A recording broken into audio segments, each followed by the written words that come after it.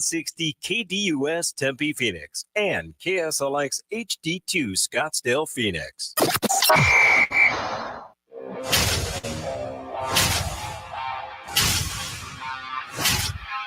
It's the lunch break.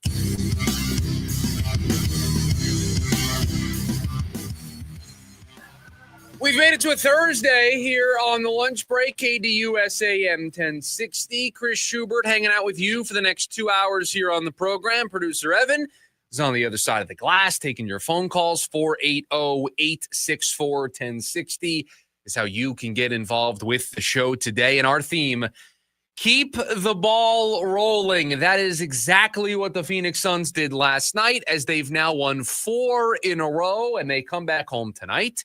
Face an Indiana team that's 1-10. Feels like some real momentum getting built in the early part of the season for the Phoenix Suns. Time for our top story of the day. It's the Daily Special. Let's do it together, ladies and gentlemen. If you're watching us over on the KDUS AM 1060 YouTube live stream, you know that we've been doing this. I have a copy of the Suns schedule that has got a bunch of markings on it, because every time the Suns get a W, we break out the red Sharpie. We give them a nice W next to their result. And boy, have there been a lot of them as of late. So we will take this out. We will add a W for last night against Dallas.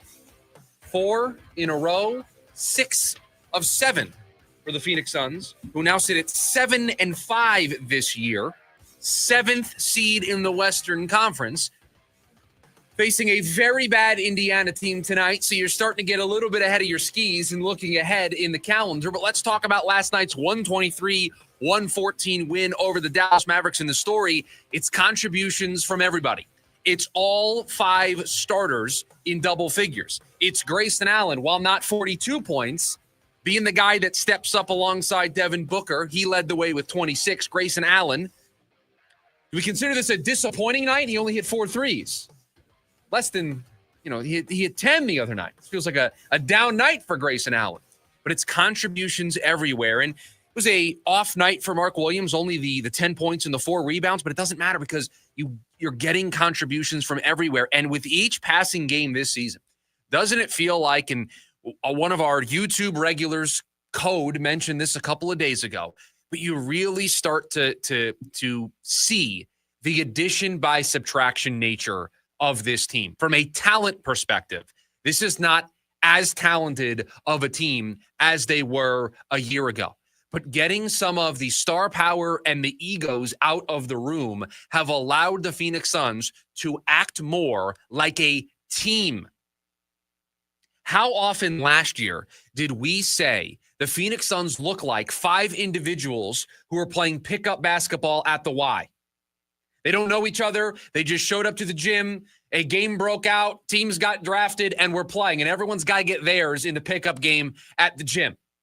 That's what it felt like watching this team play last season. This year, it's a complete 180. It is team basketball.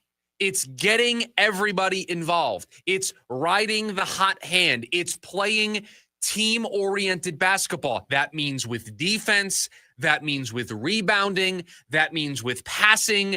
That means with buying into the system that Jordan Ott wants this team to follow. We're going to shoot a lot of threes. We're going to move the ball around to get that open shot. We're going to play hard physical defense. It's why we went out and got Mark Williams. It's why we coveted a player like Dylan Brooks in the Kevin Durant trade. We need to raise our defensive floor. And you're seeing the buy-in from everybody. It isn't just Devin Booker. It isn't just Grayson Allen. It's up and down the roster. Anybody that steps into a game for this Suns team, Ryan Dunn, Nick Richards coming off the bench, Colin Gillespie, Jordan Goodwin, anybody that is checking in and playing minutes for this Suns team, they know exactly what is expected of them. They know exactly what is demanded of them. They know exactly the way Jordan Ott wants this team to play. There is buy-in. It is clear. And this is the difference between last year's team and this year's team. There is a clear direction. There is a clear system. There is a coach, dare I say, that's actively working with his players, not working in spite of his players. It definitely felt at times last year that Coach Bud was doing things in spite of his players, in spite of Bradley Beal, in spite of Yusuf Nurkic, in spite of Kevin Durant and Devin Booker. Felt like he was doing things in spite of the talent that he had. It feels like everybody is on the same page. The through line is you can see the connectivity of this group. And where has it gotten them? It has gotten them to a 7-5 record to start the year. It has gotten them to where you look at their results so far this season, and they're taking care of business mostly against the teams that they should take care of business against. Sacramento, a team they should take care of business against. They get a win on opening night. They lose in Utah, but very quickly respond the next time they face that team. Same thing goes with the Clippers. This team is building momentum. They are building the foundation, the building blocks.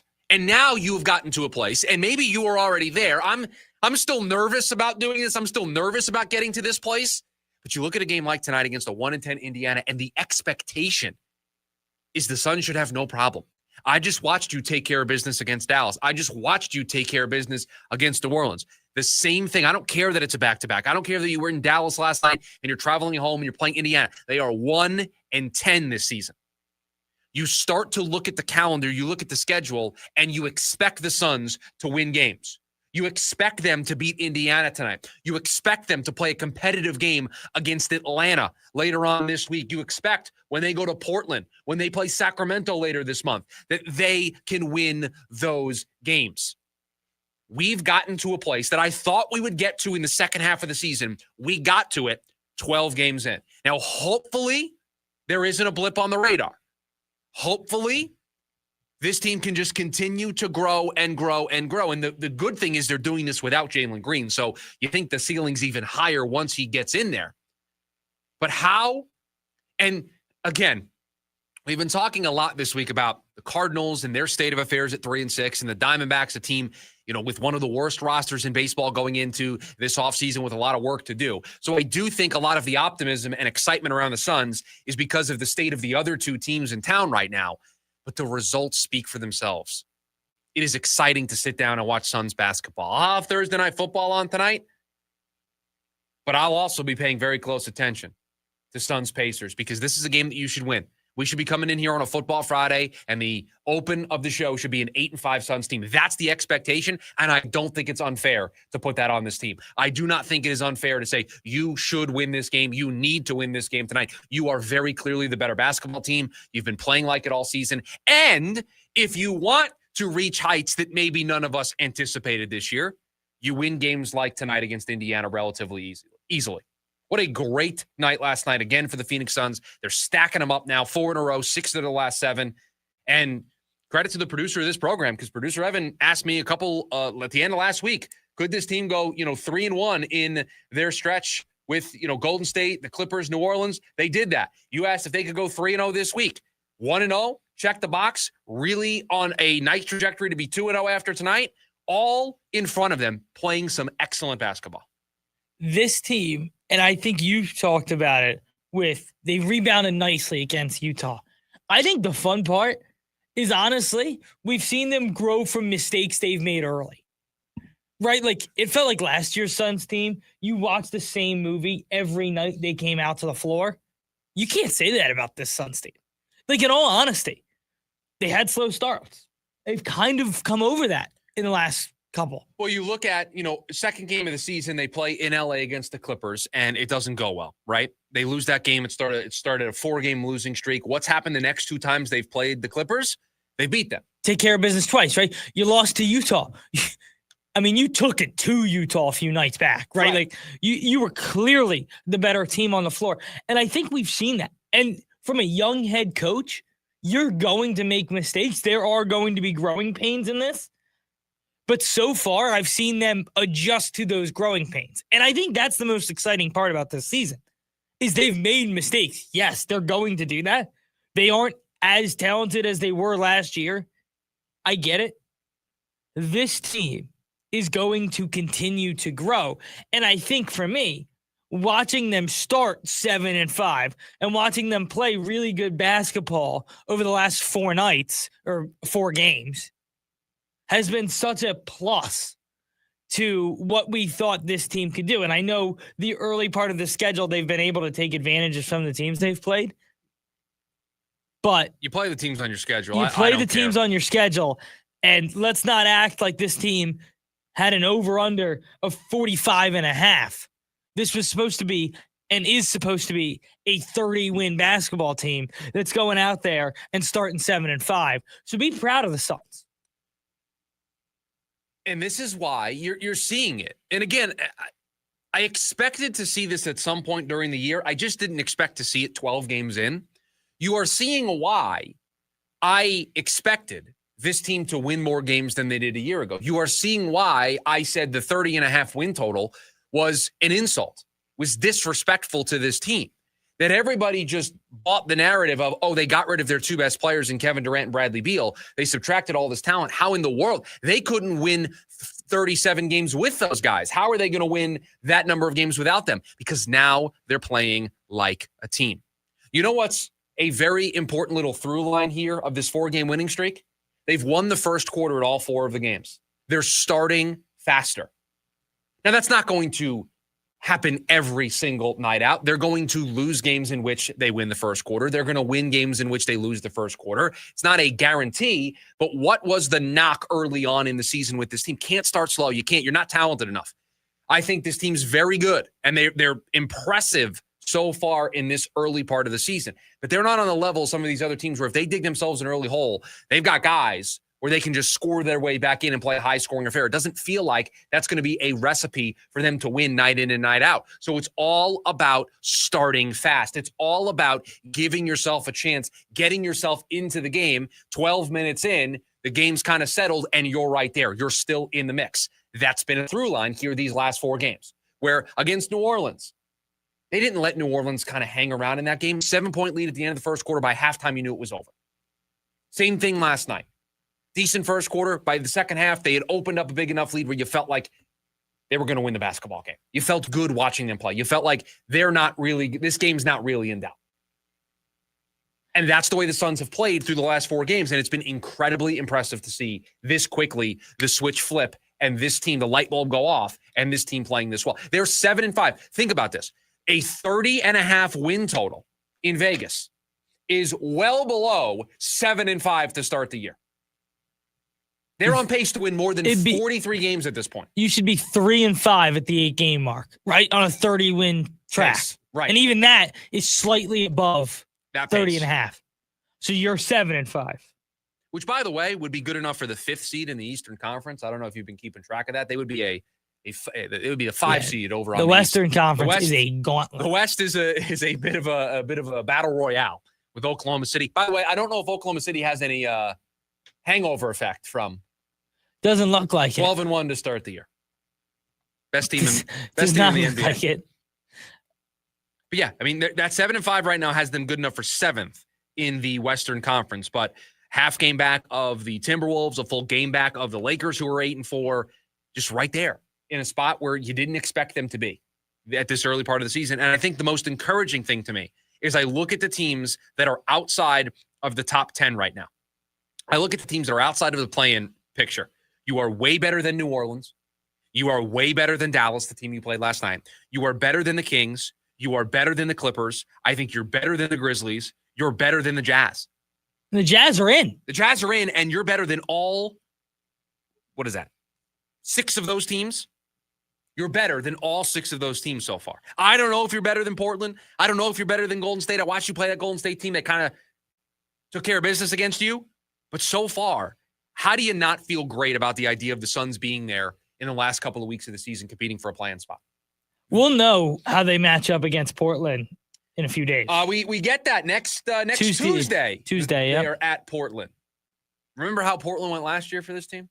Not well. They played those 2 games in Portland, back-to-back days. Lost both nights. Uncompetitive. Oh, that was bad. That was the season. The season was over right there. Yeah. That was when you knew the Suns were not going to go anywhere in that season, in that campaign. Because everybody was circling those 2 games like, okay, you're going to win both of these. Because if I remember correctly, and I don't have the schedule in front of me, and I have the memory of a goldfish, There was a brutal gauntlet right before that. It was. That if you could win those games coming out of that gauntlet, okay, you could get some positive momentum rolling. And it just felt like it would put you back in position to be in the play. And once you lost both, it was like, oh, pack it in. Yeah, we're done here. Yep. Yeah, we're done here. A great night last night again for the Phoenix Suns, who have won 4 in a row.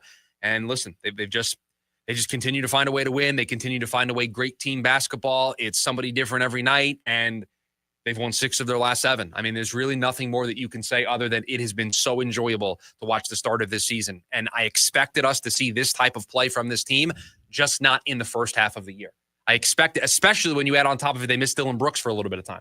They've had Jalen Green for 30 minutes this season. So to do this in spite of 2 key cogs of what you're doing not being in the lineup, it has been very impressive. And it's a credit to Jordan Ott in a big way for what this team is doing. Just a great start to the year for the Phoenix Suns, who are at it again tonight. 1-10 Indiana Pacers. Let's call it like it is. Got to win this basketball game tonight.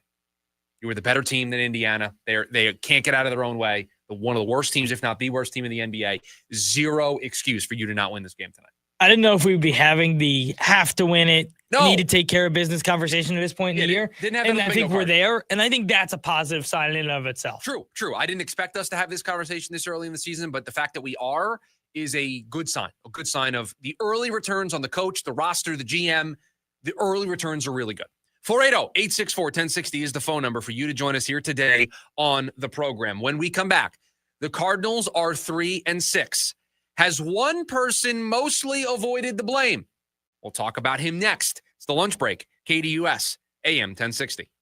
KDUS AM 1060 is your home for the Jim Rome Show. This is what I mean when I say that was a collapse for the ages. An all-time tank job. Not only did the Giants lead 19-0 going into the fourth quarter, they scored 2 fourth-quarter touchdowns, and they still lost. The Giants were 99.8% to win that game, according to ESPN. But according to the Broncos, the number was actually 0.0%. Here on KDUS AM 1060 and on the KDUS 1060 app.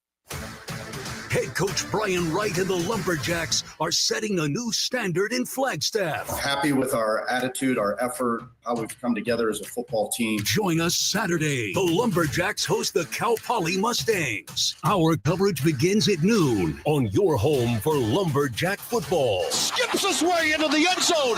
Touchdown, Lumberjacks. The NAU Lumberjacks Sports Network from Learfield.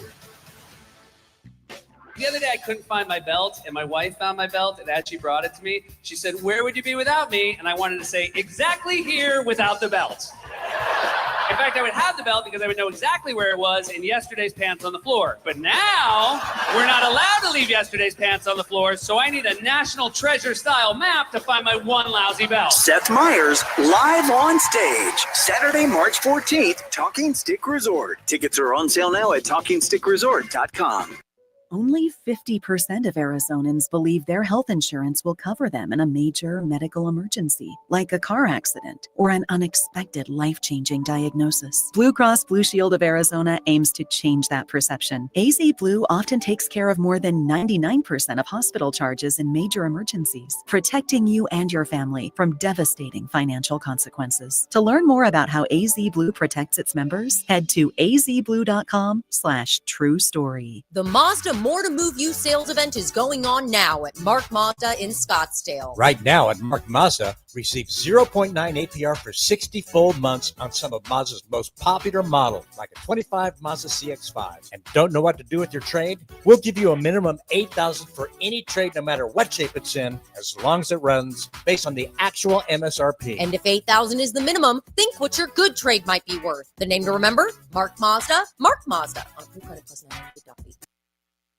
Jim Rome here with your Rome Report. I'm not looking to get anybody fired, much less an NFL head coach with an overall record of 72-36-1. But you can't tell me Green Bay head coach Matt LaFleur is not on the hot seat after Monday's loss to Philly. Yes, they're 5-3-1. And no, there is no shame in losing to the defending world champs, even if they're not what they were a year ago. But That's no one-off. And there is plenty of shame in losing to the Browns, and almost as much shame in losing to the Panthers and in tying the Cowboys. All things that happened in recent weeks. LaFleur is sitting on a Super Bowl caliber defense, but a broken offense that he, as an alleged offensive mastermind, can't seem to fix. And there's nothing wrong with his alleged franchise quarterback, Jordan Love, other than he seems to be regressing under LaFleur's tutelage, not improving, another mark against. That monster move they made from Micah Parsons was supposed to get them over the top, not knocked out in the first round. Coach him up, Matty, because incredibly enough, your job may actually depend upon it. I'm Jim Rome. The hard-hitting football action is even better with Prize Picks. The weather might be changing, but the feeling of being right never gets old. So don't miss any of the action this season with Prize Picks, where it's good to be right. Download the Prize Picks app today. Use the code ROME and get a $50 bonus credit instantly in lineups when you play $5. That's code ROME on Prize Picks to get a $50 bonus credit instantly in lineups when you play $5. Win or lose, you'll get $50 bonus credit in lineups just for playing. It's guaranteed. Prize Picks, it's good to be right. You do have to be present in certain states. Visit prizepicks.com for restrictions and details. You need parts? O'Reilly has parts. Get one free set of brake pads when you buy 2 brake rotors. Upgrade to Brake Best Select pads for just $10. Or upgrade to Brake Best Select Pro or Import Direct pads for just $20. Product availability. Just one part that makes O'Reilly stand apart. Restrictions apply. See store for details. O'Reilly Auto Parts. Join in on the Sports Zoo with Dave Rooster Bierstein. Oklahoma City taking out everybody on their way to a championship. One of the youngest, I think the average is 26 years old, Rich. As long as they have the Derek Jeter, Michael Jordan team, or at least one person on that team, hopefully it's Shea Gilgeous-Alexander, they have a chance. And listen, it's human nature to be the best and think, I'll be the best again. And then you fall short. I'm going to say Oklahoma City will not go back-to-back. Live weekdays from 5 to 6 p.m. here on KDUS AM 1060 and on the KDUS 1060 app.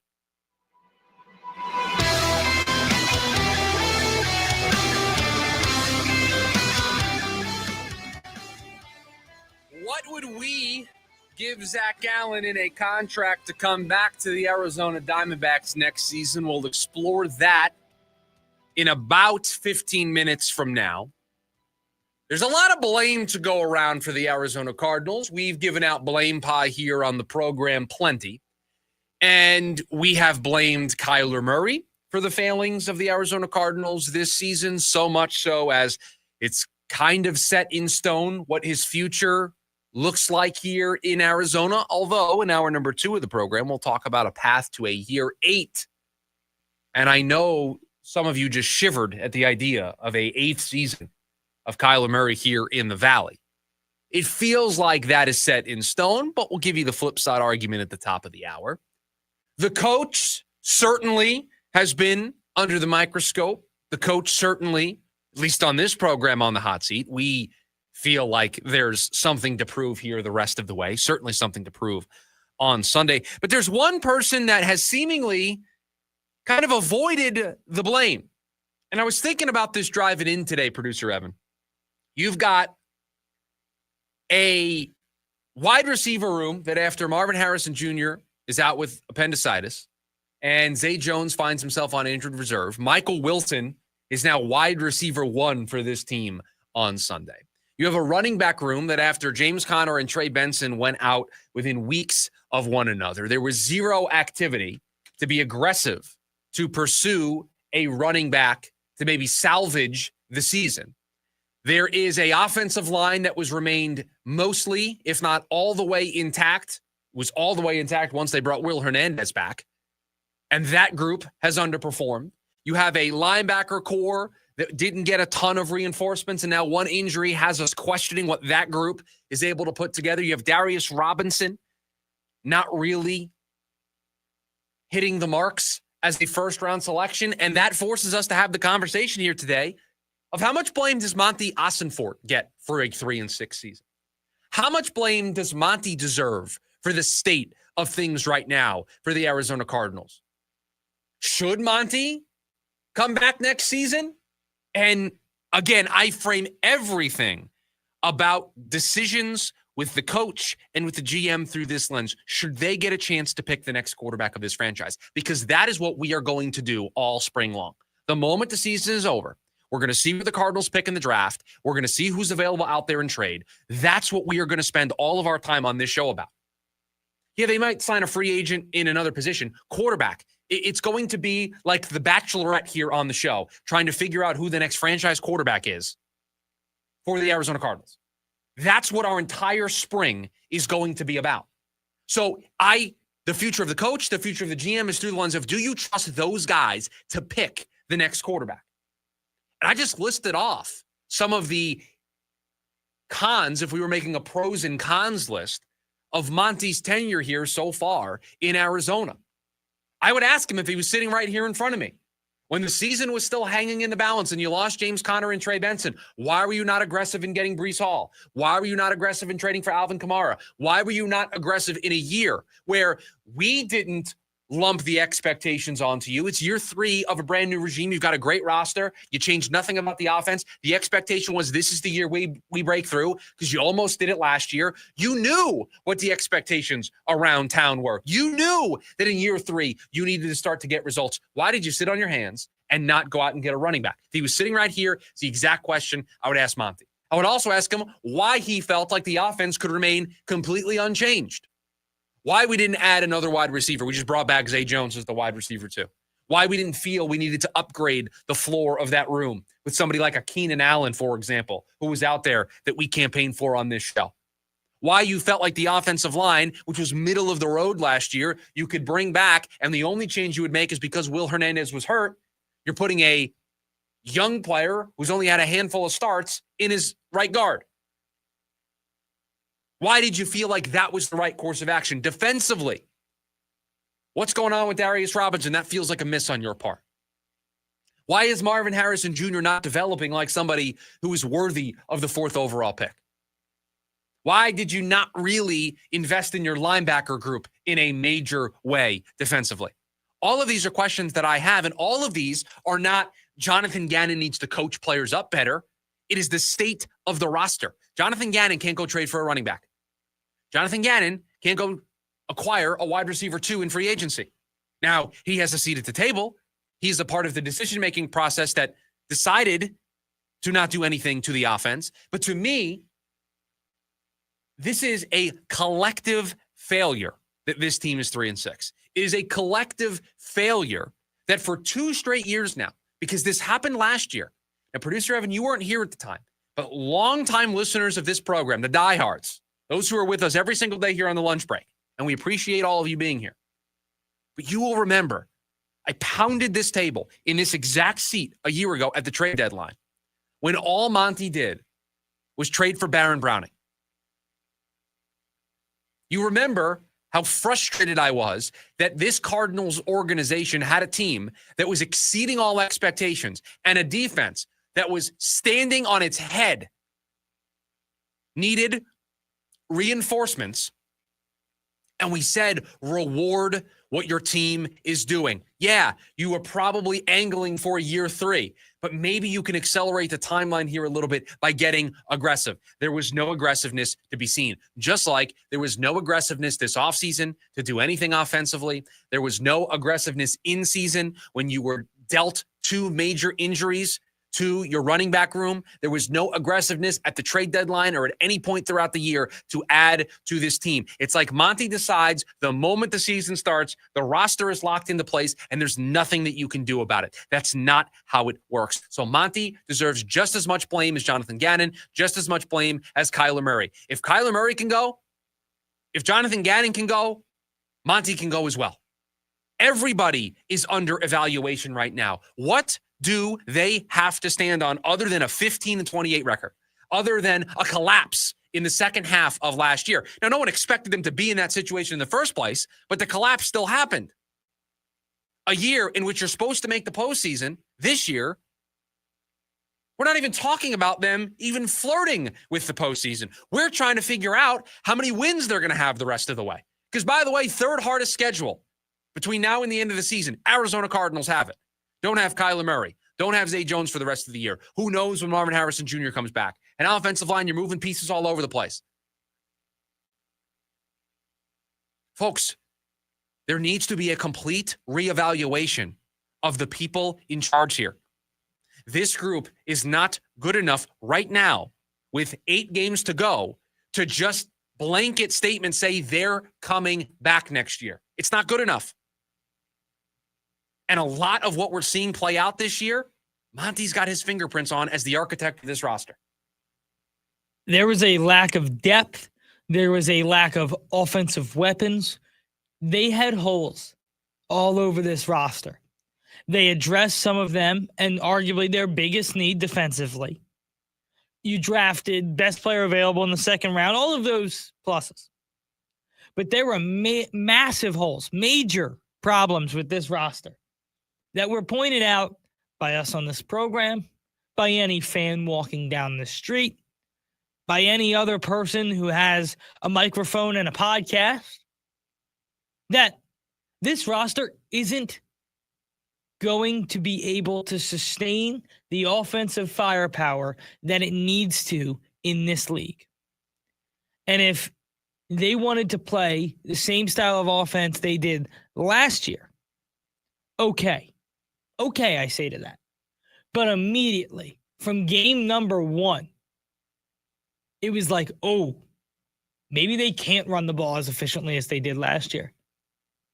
And if that was true, which it became to be true because of injury and because of offensive line issues, this team didn't have the weapons on the outside to compete in the National Football League. That is the real, honest truth about what this roster was built as coming into the year. I'm not saying that Jonathan Gannon and Monti and Kyler, that they all need to go here at the end of the offseason. All I'm saying right now is it's up in the air.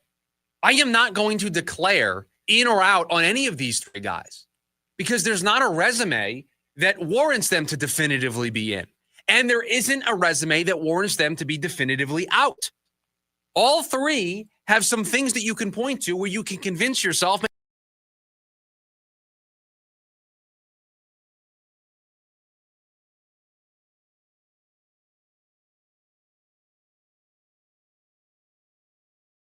After 3 years in, this coach, I'm not sure about this coach.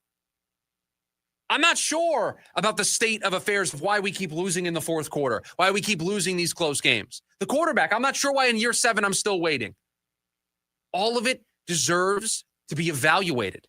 All of it deserves to be under a microscope. All of it deserves for us to ask questions and try to figure out what the answers are. You don't have Andy Reid. You don't have Mike Tomlin. You don't have Sean McVay or John Harbaugh. You don't have an elite coach where if you have a down year, you don't even think about it. You don't even question it. This is year 3 for both of these guys, and I'm still waiting for them to be at their peak. Yeah, it's not having a down year. You haven't had a good year. I have not had a good year yet. I haven't even had anything close to a good year. And in the year where the expectations were finally there for you to have a good year, you're missing those expectations. And I don't want to hear about injuries. I don't want to hear about all the close games you played in the fourth quarter. Results matter. Year 3, results matter. You've got to find a way. And up to this point, this group hasn't gotten it done. 480-864-1060 is the phone number for you to hang out with us here today on the program. Speaking of the Cardinals, they're out of practice right now. Josh Sweat not participating in the open portion of practice today. So you can just add another name to the injury list for the Cardinals so far here this season. When we come back, Zac Gallen, a return certainly possible. What would we give Zac Gallen in a contract? That's next, the lunch break, KDUS, AM 1060. It's the Dan Patrick Show. Shohei Ohtani had 2 home runs, 2 doubles. They also walked him 5 times, 4 intentionally. They've gotten to the point where he's getting Bonds treatment. I want you to pitch in shame. If you're going to intentionally walk him, I want you to throw the 4 pitches that look silly because you don't want to face him. I don't want it to be, hey, we're going to walk him and I point him to first base. Nope. I want you to acknowledge that you can't get him out and you throw those 4 pitches. Weekdays, 7 to 10 a.m., right here on KTUS AM 1060 and the KTUS 1060 app. Empty slogans and cute jingles. Lawyers love to act like they care. Do they back it up? Hi, I'm Mark Breyer. And I'm Alexis Breyer. We're the husband and wife law team. One study found that half of all clients were unhappy with the lawyer they hired. The number one complaint, a total lack of communication. We take client happiness seriously. That's why we survey all our clients and know that over 97% are happy. Do your research. Call the husband and wife law team first. My Chemical Romance, The Black Parade 2026. Live at Chase Field, September 6th, 2026. With special guest, Jimmy Eat World. Get tickets now at livenation.com. For more, visit mychemicalromance.com. A noisy garage door is a cry for help. Hi, I'm Tommy Mello, owner at A1 Garage Door Service. Most repairs are simple, but if left untreated, they can turn into costly repairs. Your garage door works hard every day, and a little maintenance goes a long way. We fix garage doors fast with quality parts designed to last a lifetime. From repairs to upgrades, it's A1 from day one. Call A1 Garage Door Service, and you'll be smiling today. A1Garage.com, A1 from day one. Hello, everybody. Eric Bryan, owner of Precision Air and Plumbing. This winter, stay warm and safe. Our complete heating tune-up is just $159.95. And if you have gas, we'll install a carbon monoxide detector for free. Carbon monoxide is the invisible killer, sending thousands to the ER and killing hundreds in the U.S. every year. Get peak efficiency, avoid surprise breakdowns, and protect your family. Make the precision decision today and call 602-FIX-MY-AC. This winter, step into a world of wonder at the Tianyu Lights Festival, open now through January 4th at Camelback Ranch, Glendale, and Phoenix. Explore the 4 new themes: Bugs Aglow, Colors of Holidays, Rainforest, and Prehistoric Animals, which feature 70 glowing handcrafted lanterns. Enjoy delicious foods and beverages at our food court, explore the interactive lanterns, and complete your visit with a trip to the marketplace where you'll find unique souvenirs. Don't miss this unforgettable holiday experience. Tickets are available now. Ooh, Del Taco? Yep, they got these new boxes that are loaded with my faves. LB boxes, come on, can I get a Del, yeah? Del, yeah. What was that? Oh, I bring these guys everywhere. Really enhances the experience. Del Taco's El Big Boxes now come with bigger burritos. Try the $5 Classico, $7 Mex Faves, and $9 Amerimex box. More food, more flavor, more value. Only at Del Taco. Del, yeah. Price of participation may vary. ASU women's basketball continues here on KDUS AM 1060. Join the Ladies Sun Devils as they wrap up their trip to California against Santa Clara. Under the leadership of head coach Molly Miller, ASU looks to win within the Golden State. It's ASU versus Santa Clara this Sunday afternoon with pregame coverage starting at 1:30 p.m. and tip-off at 2 p.m. right here on KDUS AM 1060. Online at KDUS1060.com and on the KDUS 1060 app.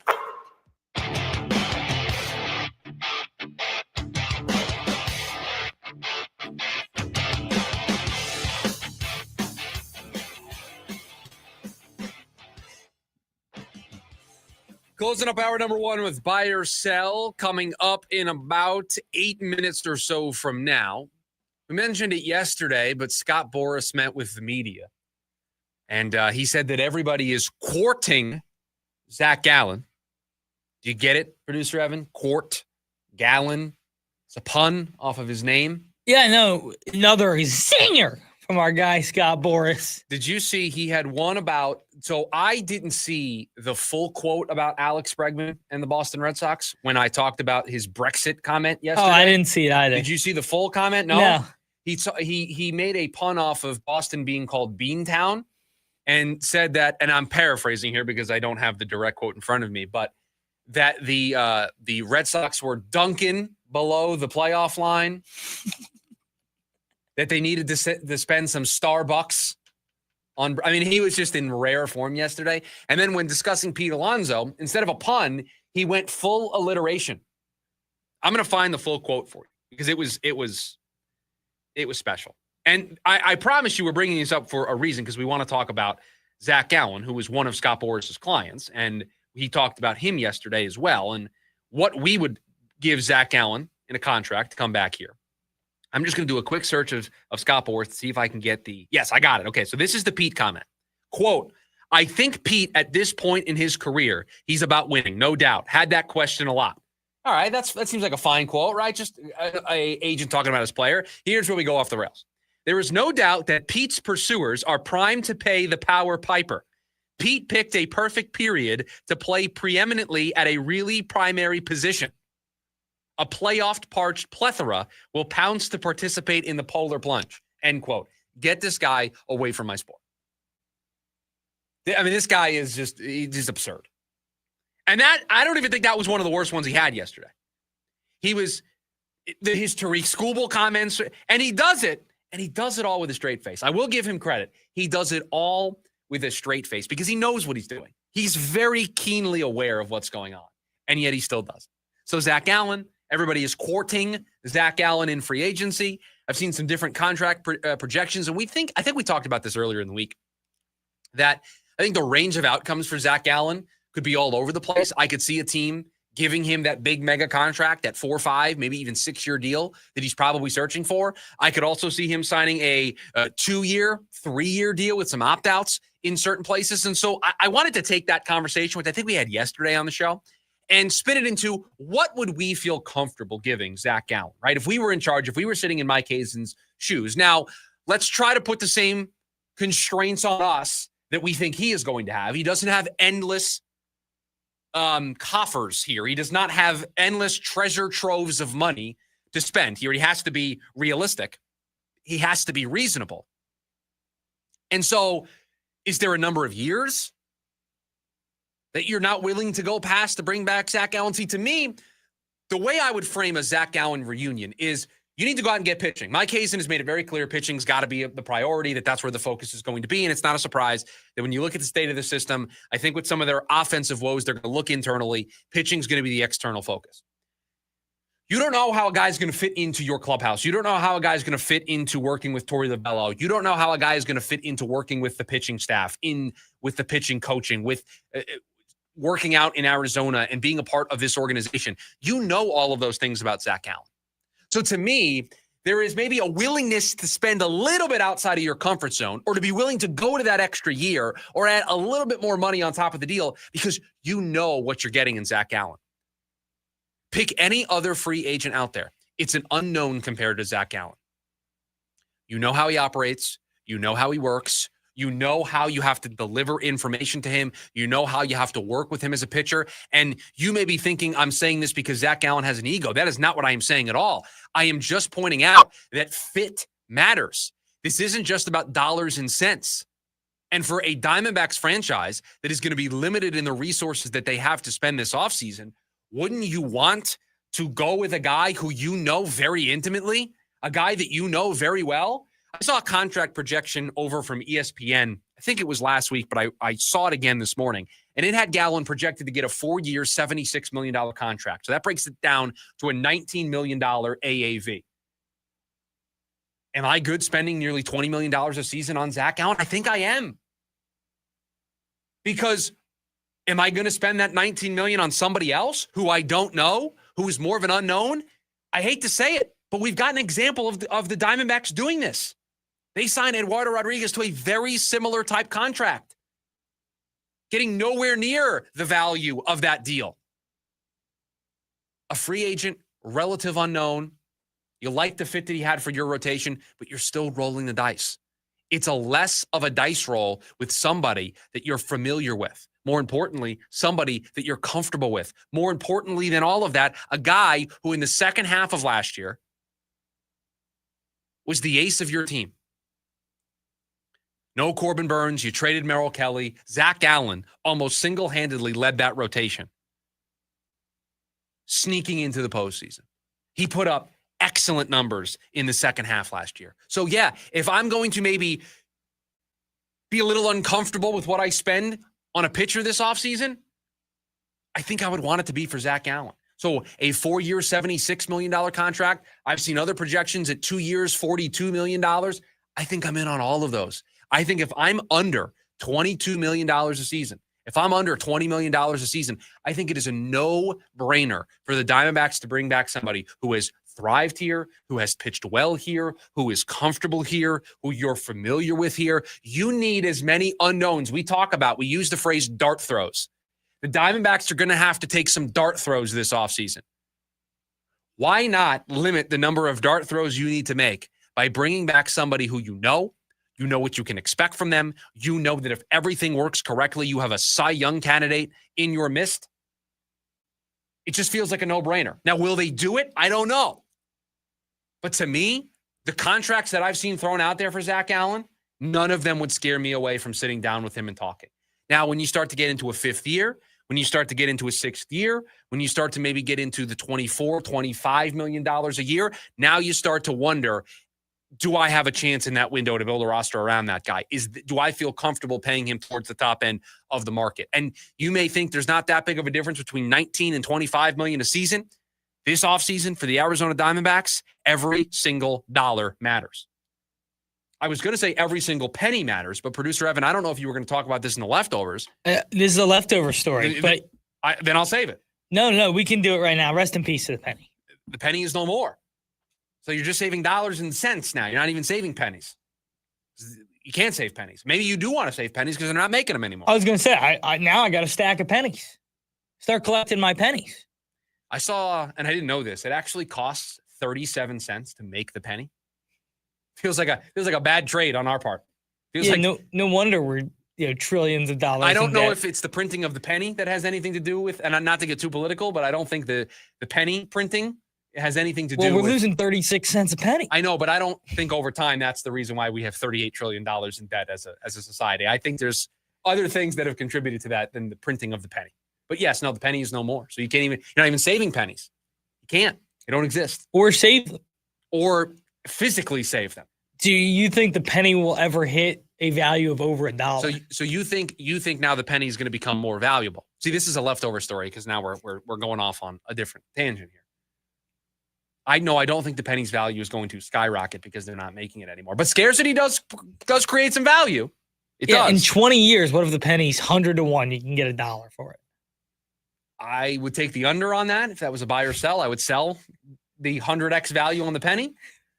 But I may keep a couple pennies just in case, Hedge a little bit. It's a little bit of a hedge. I think that's a good idea. 480-864-1060 is the phone number for you to join us here today on the program. And where else are you getting content like this in the sports media landscape? Talking about the penny, it being no more. Where else are you getting that? Only here on the lunch break. When we come back, buy or sell the hottest stakes in the Valley. I am buying or selling them when we come back. KDUS AM 1060. ASU women's basketball continues right here on KDUS AM 1060. For the first time this season, the Lady Sun Devils hit the road ready to take on San Diego. With new head coach Molly Miller guiding the team, ASU looks to deliver on the court. Join Jeff Munn live on the call from the Golden State. It's ASU versus San Diego this Thursday night. Pregame at 6:30 p.m. and tip-off at 7 right here on KDUS AM 1060. Online at KDUS1060.com and on the KDUS 1060 app. Sticks. The Hits. Live at Celebrity Theater. Friday and Saturday, January 9th and 10th. With special guest Max Gomez. Tickets on sale now at CelebrityTheater.com. A trip through all their best. Don't miss Sticks Live. Produced by Danny Zalisco Presents. It's the most wonderful time of the year. What makes the holidays the most wonderful time of the year at the Disneyland Resort? It's seeing the skies brightened with unforgettable fireworks, gathering with family for a Christmas fantasy parade, taking in the music, food, and fun of Disney Festival of Holidays, watching the dazzling world of color happiness, and so much more. It's a time filled with joy when the place you know and love is wrapped up in the holiday spirit. And it's made all the more happy during the Disneyland Resort's 70th celebration. So what are you waiting for? The holidays begin here from November 14th through January 7th. Visit Disneyland.com for important details. It's the most wonderful time of the year.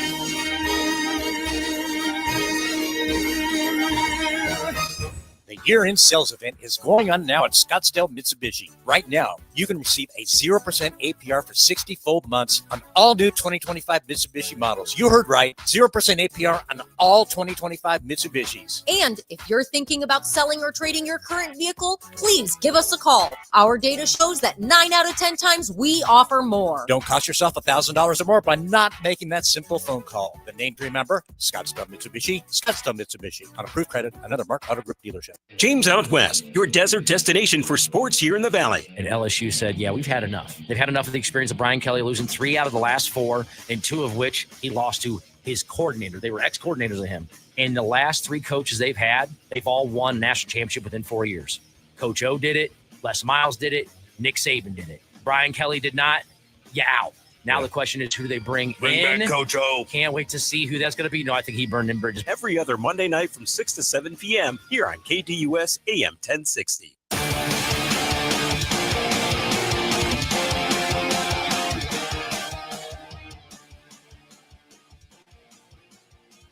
All right, producer Evan, what do we have here on the docket for today's edition of Buy or Sell? I hope you're excited for today's buy or sell. Well, you know that I'm kind of fighting it today a little bit. Yep. So my excitement levels are kind of diminished, but I'll try to give it the best effort possible. I am fighting some type of headache migraine, and I've got the bright light in my face. It's not really helping. The ring light is not going to make it better. No, it's certainly not. Hence why I had to go to the blue light glasses after the first segment of the program. But we are as excited as we can be. I'm looking forward to the rest of the show. A Football Friday tomorrow. We're going to power through and be here. But no, we said earlier, I said to you in the morning meeting, I'm going to need a Grayson Allen type performance from you where you drop 42 and set career numbers. I'm going to need a big second half. A big second half. Big second hour from you today on the show. Both Cy Young pitchers won't be traded in the next 3 years. So, in case you're living under a rock, Tariq Skubal, Paul Skeens won the Cy Young Awards in their respective leagues last night. I will buy this take. I don't expect either of them to move right now. Although, are you seeing this story that's making waves in Yankees social media land? Yeah, they really think Paul Skeens is a Yankee. They really think that story is 100% accurate, which is my favorite part of the whole thing.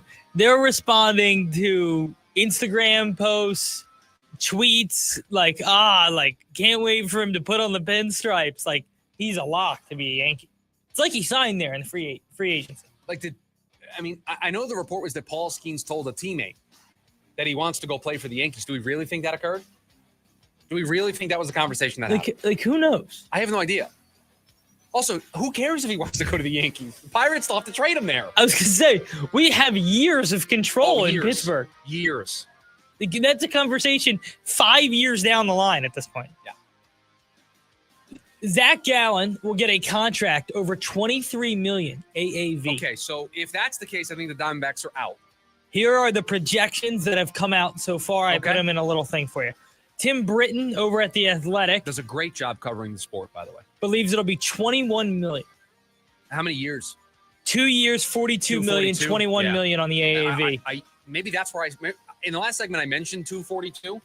I think it might have been Britton. I thought it was a Fangraphs one, but it might have been Britton where I saw that. Jim Bowden has the biggest contract, 5 years, $135 million. That comes out to $27 a year. That's where I think the Diamondbacks are out. They're out, right? We start to win. That's the end of the pool that we start playing in. Diamondbacks are going to look in a different direction. You jumped on the ESPN, 4 years, $19 million. Spotrac, similar, 4 years, $76 million, $19 a year.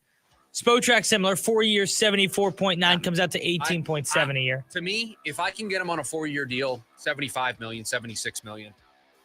If you're the D-backs, I think you take it. I'm all over it because I'm familiar with him.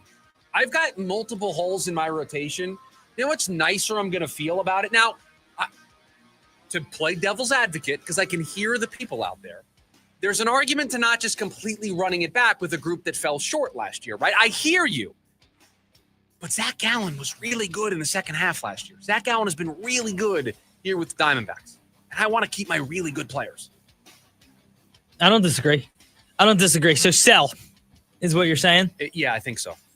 The Cardinals' injuries will be what keeps JG and Monty here next year. It better not. I mean, I'll I'll buy this because I do think it's going to end up being the excuse that gets given at the end of the season for why we're just running things back. Because that is where I think right now, if I had to place a bet, I would bet that those guys are both back next season.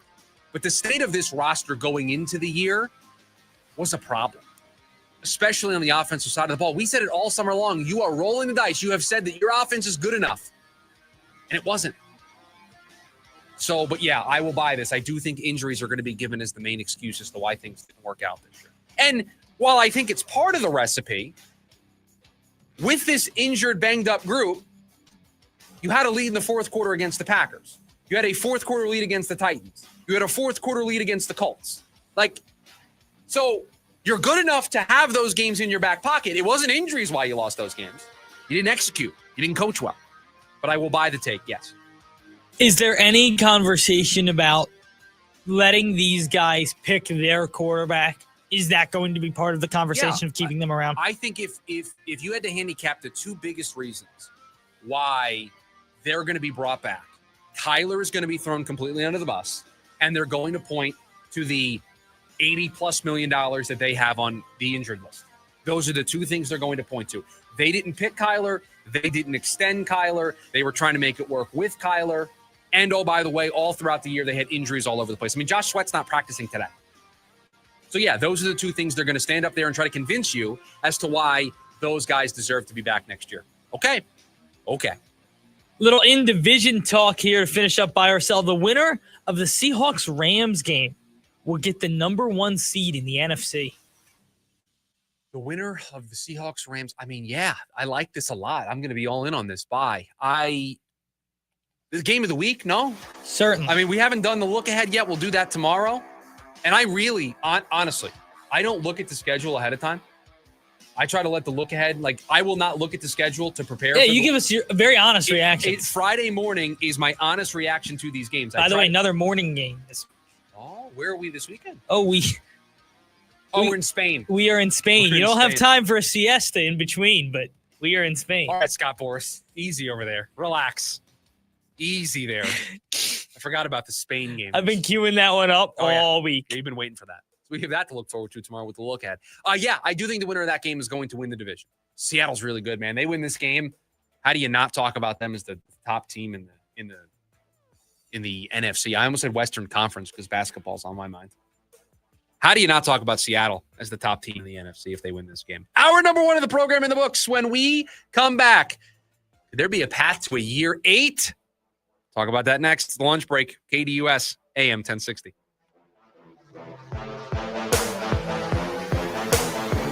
AM 1060 KDUS Tempe Phoenix and KSLX HD2 Scottsdale Phoenix.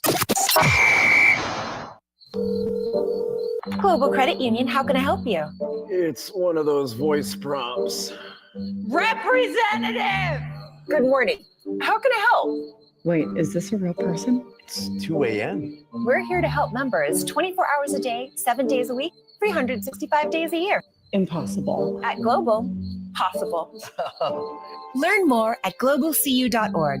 Global Credit Union, your world of financial possibilities. The Maricopa County Air Quality Department encourages everyone to burn cleaner, burn better. Consider converting your existing wood-burning fireplace to gas or electric. And please remember, on no-burn days, do not burn wood. For over 50 years, they redefined rock. The spirit lives on. Monday warrior, mean strike. Today's Tom Sawyer, mean pride. Geddy Lee and Alex Lifeson celebrate 50 years of Rush 50-something tour, December 1st and 3rd, 2026, Desert Diamond Arena. Tickets are on sale now at rush.com. Legends don't stop. They evolve. Rush.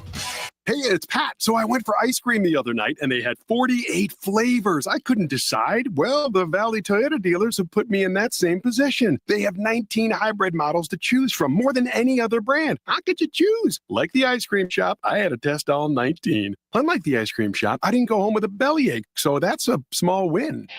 Right now, get a rugged 2025 Tacoma SR or SR5 with 1.99% 60-month financing. Or get low 0.99% financing for up to 72 months on a full-size Tundra. With great deals like this, now's the perfect time to visit your Valley Toyota dealer or valleytoyotadealers.com. Toyota, let's go places. 1.99% with $17.52 per thousand borrowed for 60 months. 0.99% with $14.31 per thousand borrowed for 72 months. Offers end 12/1/25 and exclude TRD Pro models. See dealer for details. This holiday season, elevate your event at Talking Stick Resort. From breathtaking views and a world-class golf course to 113,000 square feet of flexible event space, every detail sets the stage for an unforgettable holiday party. Whether it's cocktails under the stars or a fully produced banquet with state-of-the-art AV, Talking Stick has it all. Plus a luxurious spa for next-day recovery. Secure your celebration today. Talking Stick Resort, Scottsdale's premier destination for celebration. Life well played. AM 1060 KDUS Tempe Phoenix and KSLX HD2 Scottsdale Phoenix.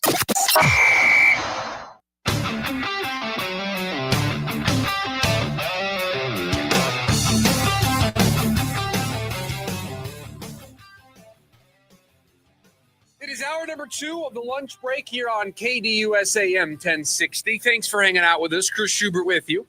Producer Evans on the other side of the glass. Debating whether or not to make a play in tonight's Thursday night football game. Jets-Patriots. Yeah, I've thought about it. I've considered using some points, yes. I feel like, can I be honest with you? I feel like every Thursday night game you've played, you've gone 3 points. Can I stop you there for a second? Because you say this all the time. You say, can I be honest? I would hope that you're always honest with me on the program. I would hope that nothing you say. It's a bad lead. I'm always honest on the program. Right, and that's why I keep it very honest with the listener. Right, and that's why I don't want you to say that, because now I don't want to question if you don't say it. Does that mean you're being disingenuous? No. Does that mean you're not being honest? No. So can I continue being honest? Yes, I would like you from this point forward to continue being honest with the program, but you don't need to remind us of it every single time. You are correct. Normally when I make a Thursday play, because I think if you're going to take the Thursday night game, if you're going to go early, it's got to be conviction. Yeah. Like 100%. You're foregoing even looking at the rest of the weekend slate, and you're saying this game all by itself, I want points. You don't do a little 1-point play. Then you're not confident. You might as well play a 1-point play on Sunday. If you're playing the Thursday game, you're looking to jump out ahead, and the only way to do that's really to get a 3-point play. And the other thing too is if you're deciding to not wait for the weekend or even for Monday night, you want to put up a number. You want to set a number. You want 3 points in your back pocket. Now, I don't know what my overall record is on Thursday night plays. I wonder if somebody can do the research for us here on the program. I tend to think I'm pretty good when it comes to Thursday night plays so far this season. I feel like I have a pretty good win record, but I am considering a 3-point play for tonight's game. I am. Are you considering a 3-point play? To be honest, I was, and I know this sounds crazy, I was going to go less than that. It's a big spread. You were going to go 2-point play. I was going to go 2 point. All right, as long as you're not going 1 point, I think it's. But I'm still really up in the air. So that tells me that because there's other games I like this week, actually. But that tells me that you want to take the Patriots, and the number scares you a little bit. Yeah, and so you don't want to go 3 points on Thursday. That's exactly, especially because the Jets have strung 2 in a row together, and I don't hate them covering tonight. I'll be honest with you. What is it up to now? It's 13.5. 2 touchdown. So that's a big number. What if he's Drake Maybe tonight? He hasn't been Drake Maybe in a while, though. Now, I'm telling you right now. If I do what I want to do, I know the accusations that are going to be leveled against me. I know what the listeners of the program are going to say. What are they going to say? That's all I'll say before I make the official declaration in the leftovers. In the leftovers, I'll let you know what I'm doing.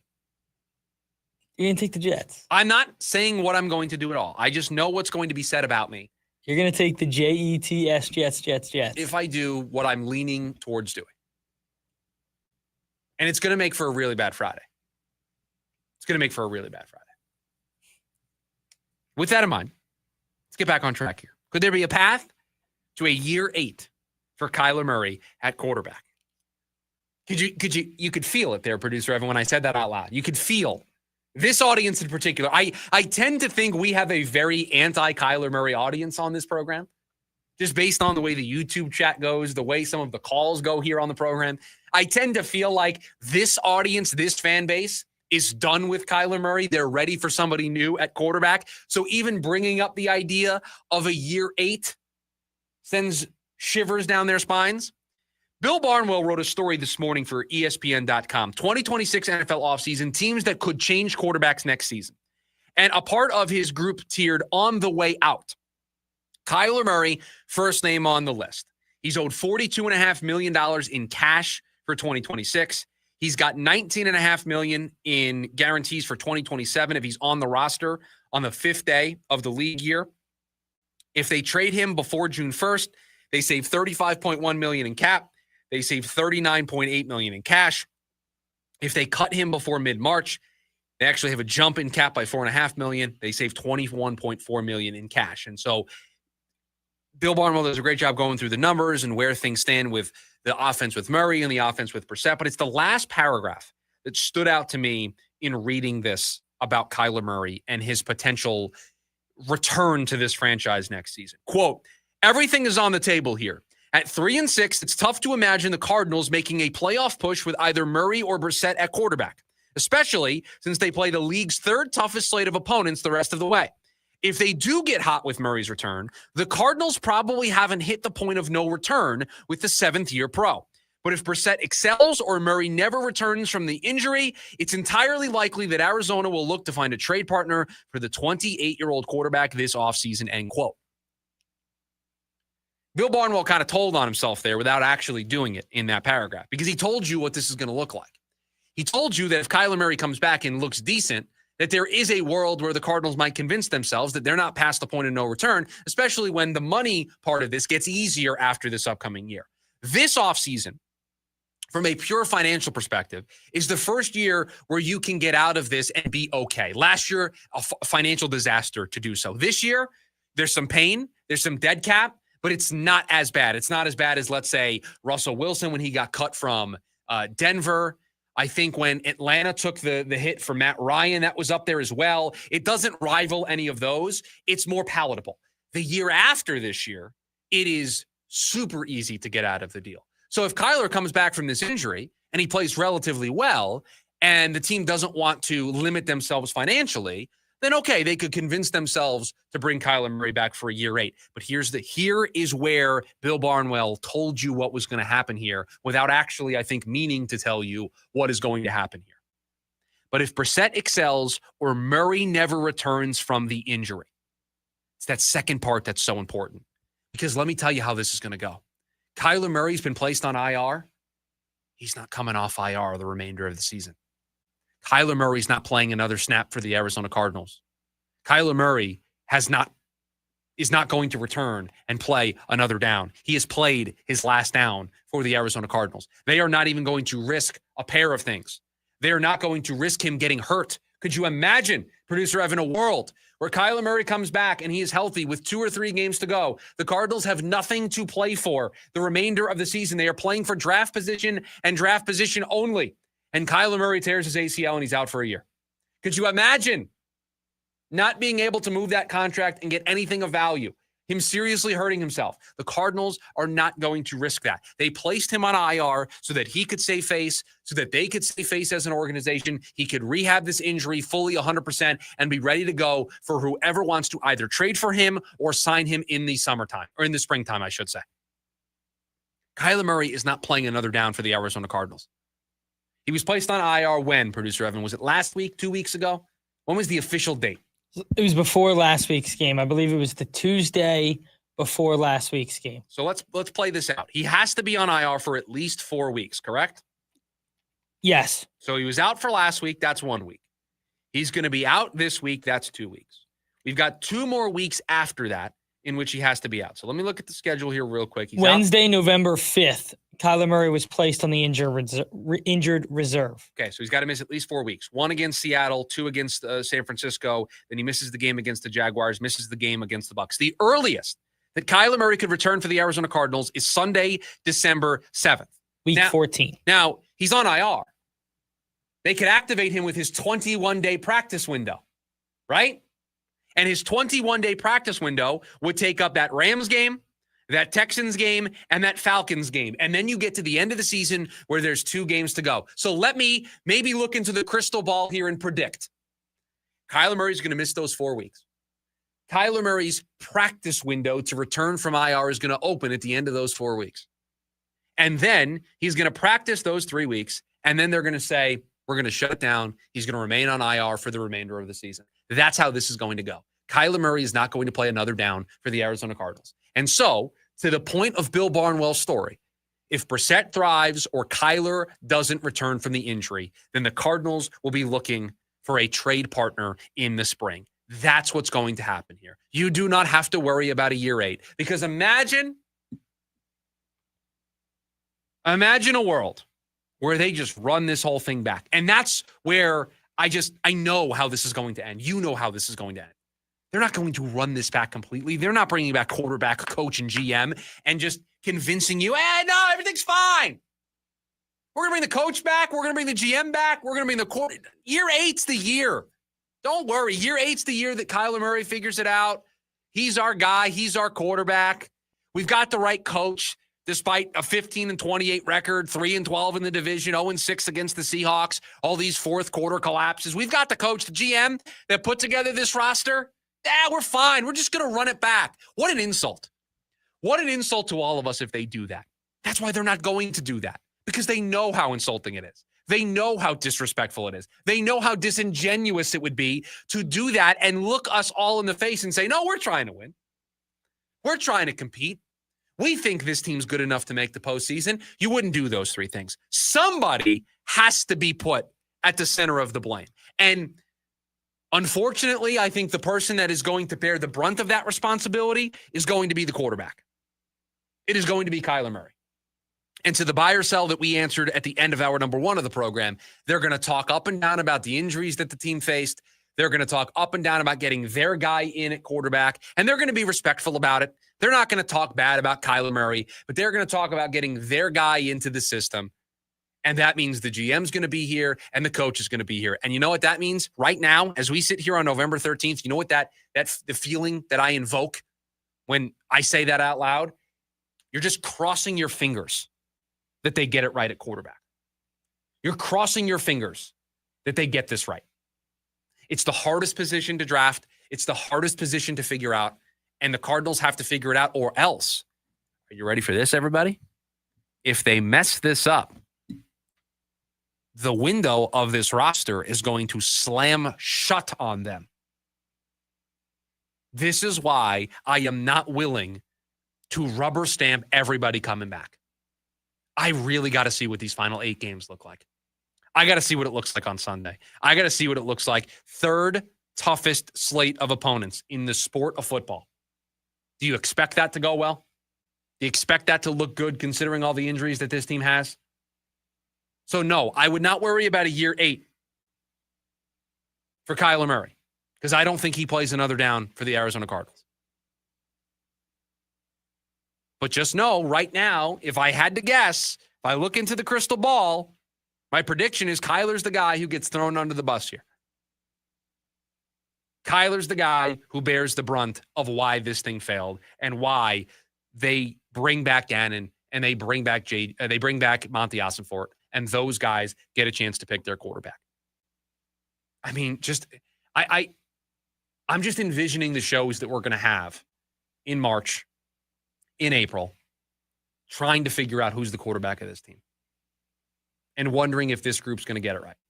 Like I am envisioning what 2026 is going to look like for this program.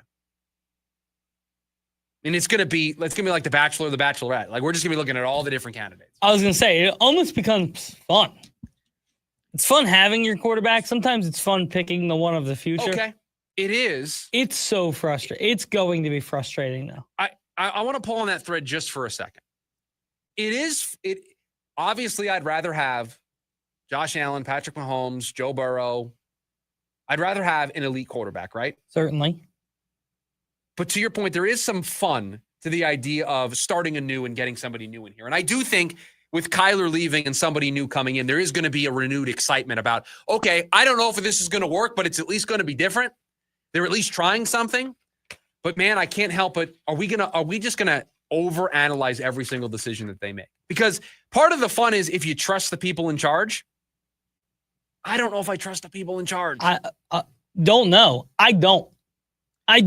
Because there was a complete lack of awareness of where your roster sat coming into this year. What makes me think that's going to change next year?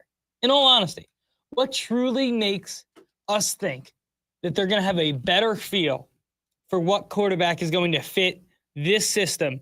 Because let's face it, they didn't know the offense that could play their type of football that they needed to win football games, that could hold the ball, that could play a time of possession football game. You know how you do that? You build the offensive line. And yes, you were effective at running the football last year, but you had the chance to make additions to the offensive line. You had the chance to go find a receiver number 2 who could get you a late third down to run out the clock. You want to play possession football? Go get guys that can play that style of football, and you didn't do it. Yeah, I think, you're saying that you don't trust them. I'm willing to leave the door open for them to earn my trust here over these final 8 games. I'm willing to evaluate it on a week-by-week basis and get to the end of the season and then make a distinction. But I'm way closer to your end of the spectrum than I am to being excited that these are the guys that are going to be in charge to figure this out. I mean, it does feel like right now we're going to watch a rerun of what the Giants did with Dable and Shane. Like, it feels like I'm watching exactly that.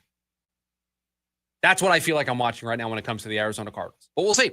480-864-1060 is the phone number for you to join us here today on the program. You can also hang out with us over on the KDUS AM 1060 YouTube live stream as well. When we come back, could it be another great day for Jeff Sims? That's next, the lunch break, KDUS AM 1060. On your ride home from work, join in on the Sports Zoo with Dave Rooster Bierstein. If we owned our own football team called the Angry Roosters and we kept signing people to contracts and they weren't honoring their contracts and kept demanding raises, at what point do we throw our hands up and just say no to everybody? We signed you to a contract. Play out your contract, and that's it. You earn a better contract on your next one, we'll pay you for that. Live weekdays from 5 to 6 p.m. here on KDUS AM 1060 and on the KDUS 1060 app. For so many families across the valley, a trip to the grocery store can be stressful thanks to the rising cost of food. And with the government shutdown, many of these families that rely on the Supplemental Nutrition Assistance Program, or SNAP, are suffering from it. Thankfully, St. Mary's Food Bank, the world's first food bank, is right here in Arizona, and they are here to help. But they need your help too. Visit KDUS1060.com for a list of ways you can help our neighbors in need, from volunteering to donations to helping you and your family get the food you need to get through this. Because together we can make a difference. Jaw-dropping stunts, high-flying tricks, heart-pounding excitement. Nitro Circus is back. The all-new off-the-rails tour. Gravity-defying thrill seekers and world-class daredevils at the top of their game. FMX, BMX, skate, scooter, and everything in between. Experience all new competitions that pit the best against the best in never-been-done showdowns. Nitro Circus. Friday, December 5th. Desert Diamond Arena. Join the action at Ticketmaster.com. Hey, it's Phil Shaver with HomeSmart, and I want to buy your house. I'm a local investor that buys homes for cash all over Maricopa and Pinell County. I buy inherited homes, nice homes, rental homes, homes that are behind on mortgage payments, and I even buy ugly homes that need fixing. Also, are you looking to get closer to market value for your house? As a licensed realtor, I've been able to buy and sell thousands of homes. Since I'm local, you can call me directly on my cell phone, 480-409-9999. Again, that's 480-409-9999. I don't work for a big corporation or hedge fund, so I can only buy 3 to 5 homes per month. There are no fees involved, and you can pick your own close date. The best part is I buy homes as is, so you don't have to worry about doing any repairs. Again, you can call me directly at 480-409-9999, or you can go to my website, gosoldaz.com. That's gosoldaz.com. I'm Dan Patrick, and this is Above the Noise. After seeing calf injuries turn into Achilles tears for stars like Tyrese Halliburton and Kevin Durant, the Mavs are taking no chances with their injury-prone big man Anthony Davis. It's the right move medically and maybe strategically. When your nickname is street clothes, that doesn't exactly scream reliability. Davis is still one of the league's more gifted talents when he's available. And for a team going nowhere fast, sitting at the crossroads of aging veterans and a looming rebuild, caution might be the play. Because, yes, the Cooper Flag era is coming. And if that's the direction, trading Anthony Davis while he still holds some value makes a lot of sense. It's a tough deal to swing, though, if your supposed franchise cornerstone is once again watching from the bench. Sometimes protecting your star means protecting your future, even if that future doesn't include Anthony Davis. I'm Dan Patrick, and this is Above the Noise.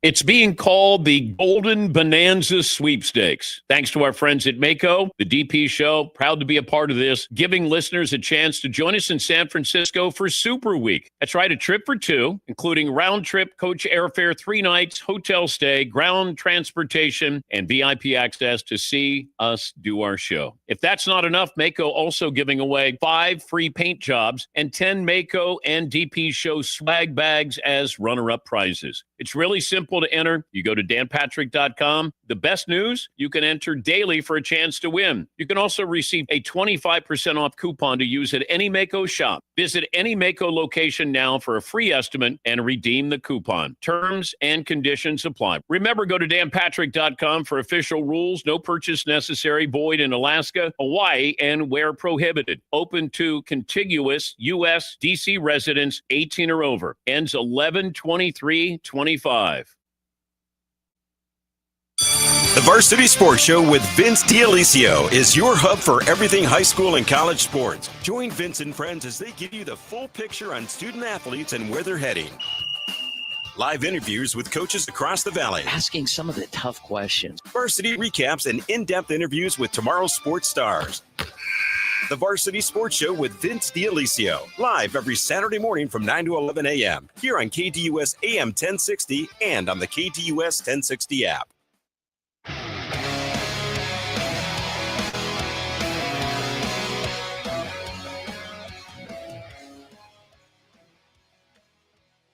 Got the Schubert Scale and Evans Risers coming up here in about 10 minutes or so from now, where things stand in the NFL entering Week 11, coming out of Week 10. But before all of that gets done on Sunday, we've got a college game over the weekend.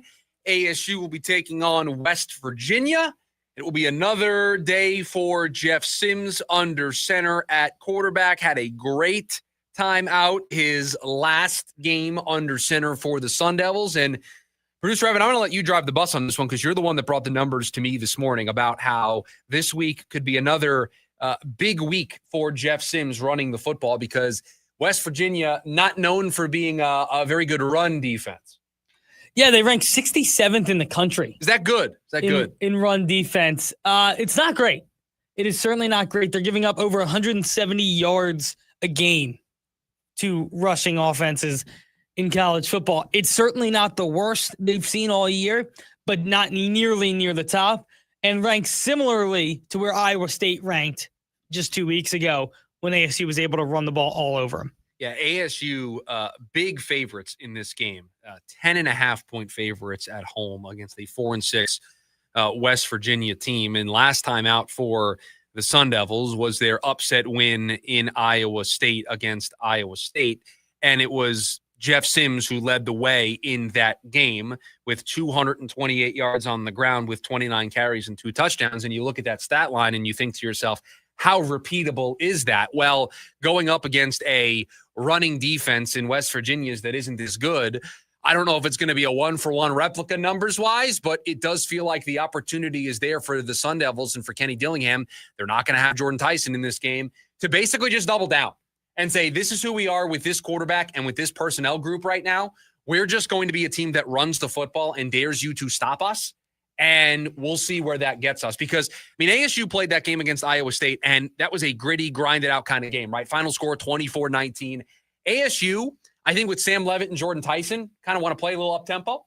might want to. They're okay scoring 30, 35, 38 points. They'll play a back and forth game with you in that regard. This group, this offense, they'll beat you 2017. They'll win 24-20. I mean, they have no problem grinding the game to the halt, taking that play clock all the way down. And with Jeff Sims coming off that impressive performance that he had against Iowa State, you're just, as a Sun Devil fan, you're asking yourself, more of the same, please. More of the same.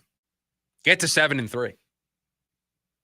There's a world where you can win out the rest of the way, be 9-3 in a year where you lost your quarterback for the second half of the season, you lost your top wide receiver.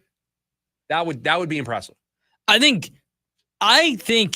if you get to a position where you play in a solid bowl game and are in the hunt, like, yeah, you need things to go your way to play in the Big 12 championship, but they're in the hunt. Yeah, they're part of a group of teams with 2 losses there in the Big 12. But they lost their quarterback. They've lost a star receiver. They've had injuries all over the place. That's not even attempting to get into all of the defensive injuries. I mean, you missed Prince Dorba for a few weeks. You missed Xavier Alford, what it feels like all season. You've lost guys on the offensive line. This is a really resilient group. And I think, to be honest, as much as we criticize them early in the year for some of the bad losses, as this thing continues to move on, and if they continue to win football games, I mean, what a job they have done in getting over these hurdles. I mean, your next 2 games are against a 4-6 team that's 2-5 in the conference. Then the week after that, you're going up against a 3-7 team that's 1-6 in the conference. Those are your next 2 games.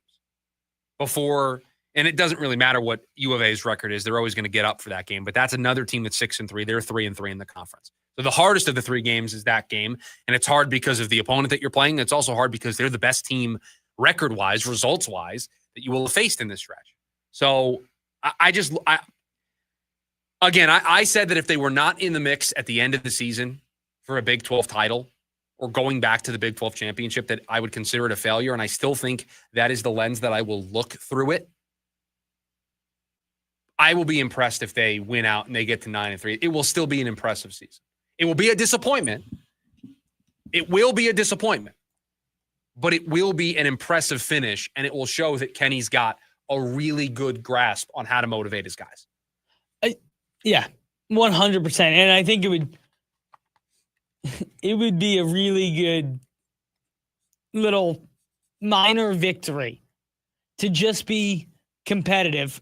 I didn't think it's disappointing season because of the excitement that was around the season, because of the injuries, because of everything that happened last year. That naturally comes. You get a little disappointed as they've fallen back or taken a half step back.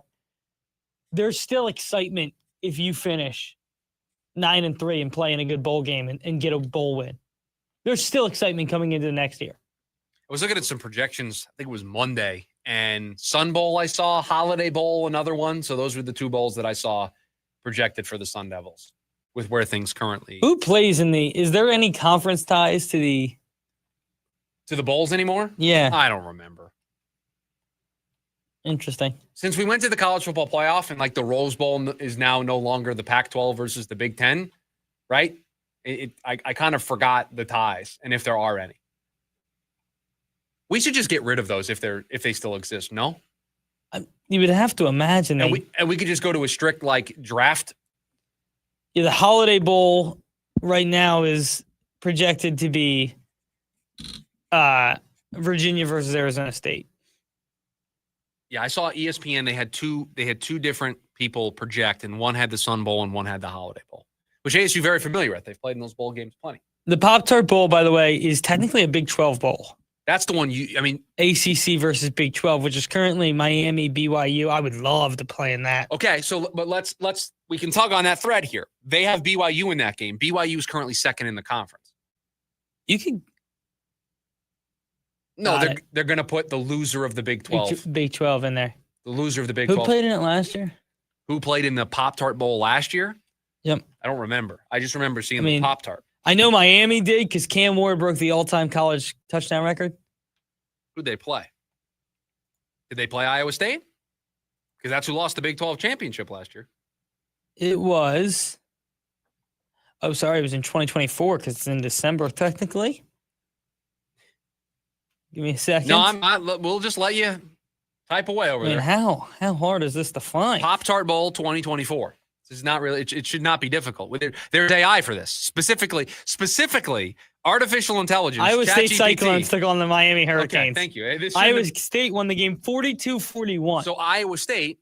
And they got to eat the big Pop-Tart because, the mascot's edible.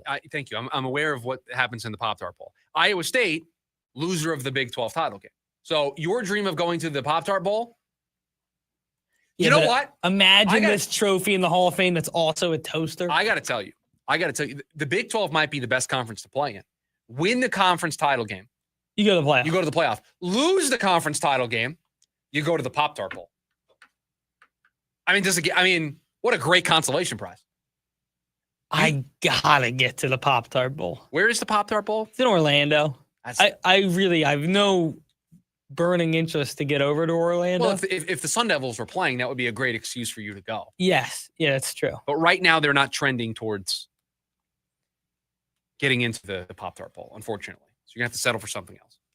We're going to settle to do the Schubert Scale and Evans Risers on the other side of the break. You can join us, 480-864-1060. You can also hang out with us over on the KDUS AM 1060 YouTube live stream. And we will power rank where things stand after week 10 of the NFL. We'll do it next. It's the lunch break, KDUS AM 1060.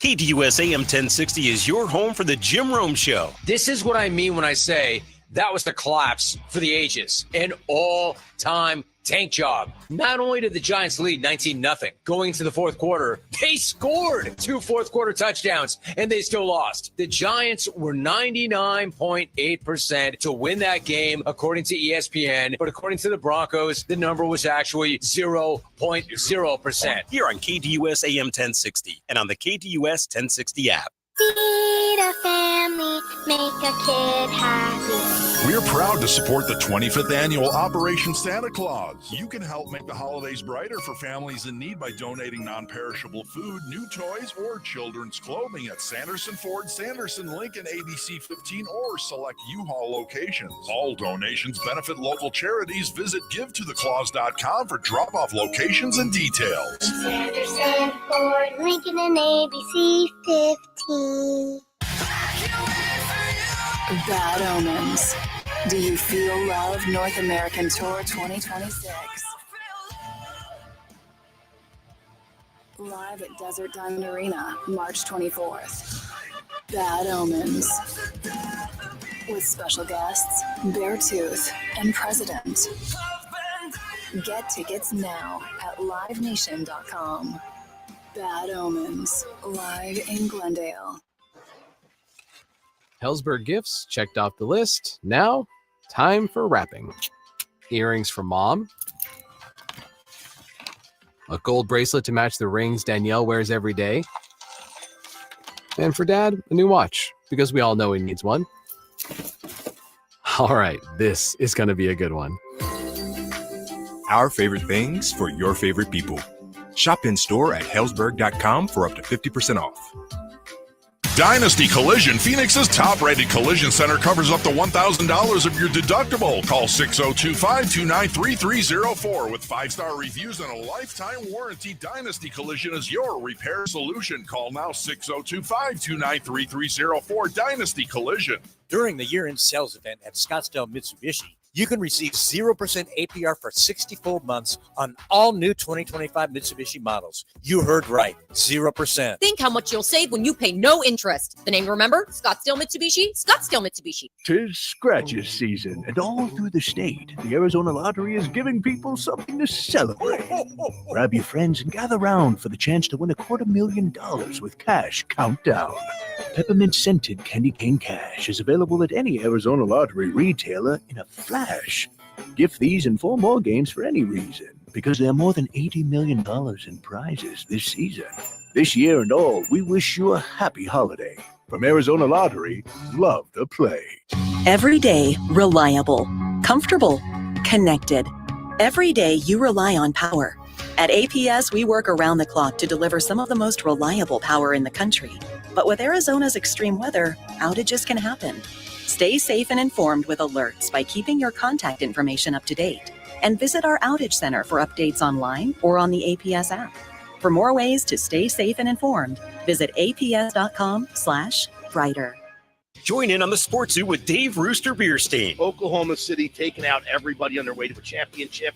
One of the youngest, I think the average 26 years old, Rich. As long as they have the Derek Jeter, Michael Jordan gene, or at least one person on that team, hopefully it's Shea Gilgeous-Alexander. They have a chance. And listen, it's human nature to be the best and think, I'll be the best again. And then you fall short. I'm going to say Oklahoma City will not go back-to-back. Live weekdays from 5 to 6 p.m. here on KDUS AM 1060 and on the KDUS 1060 app.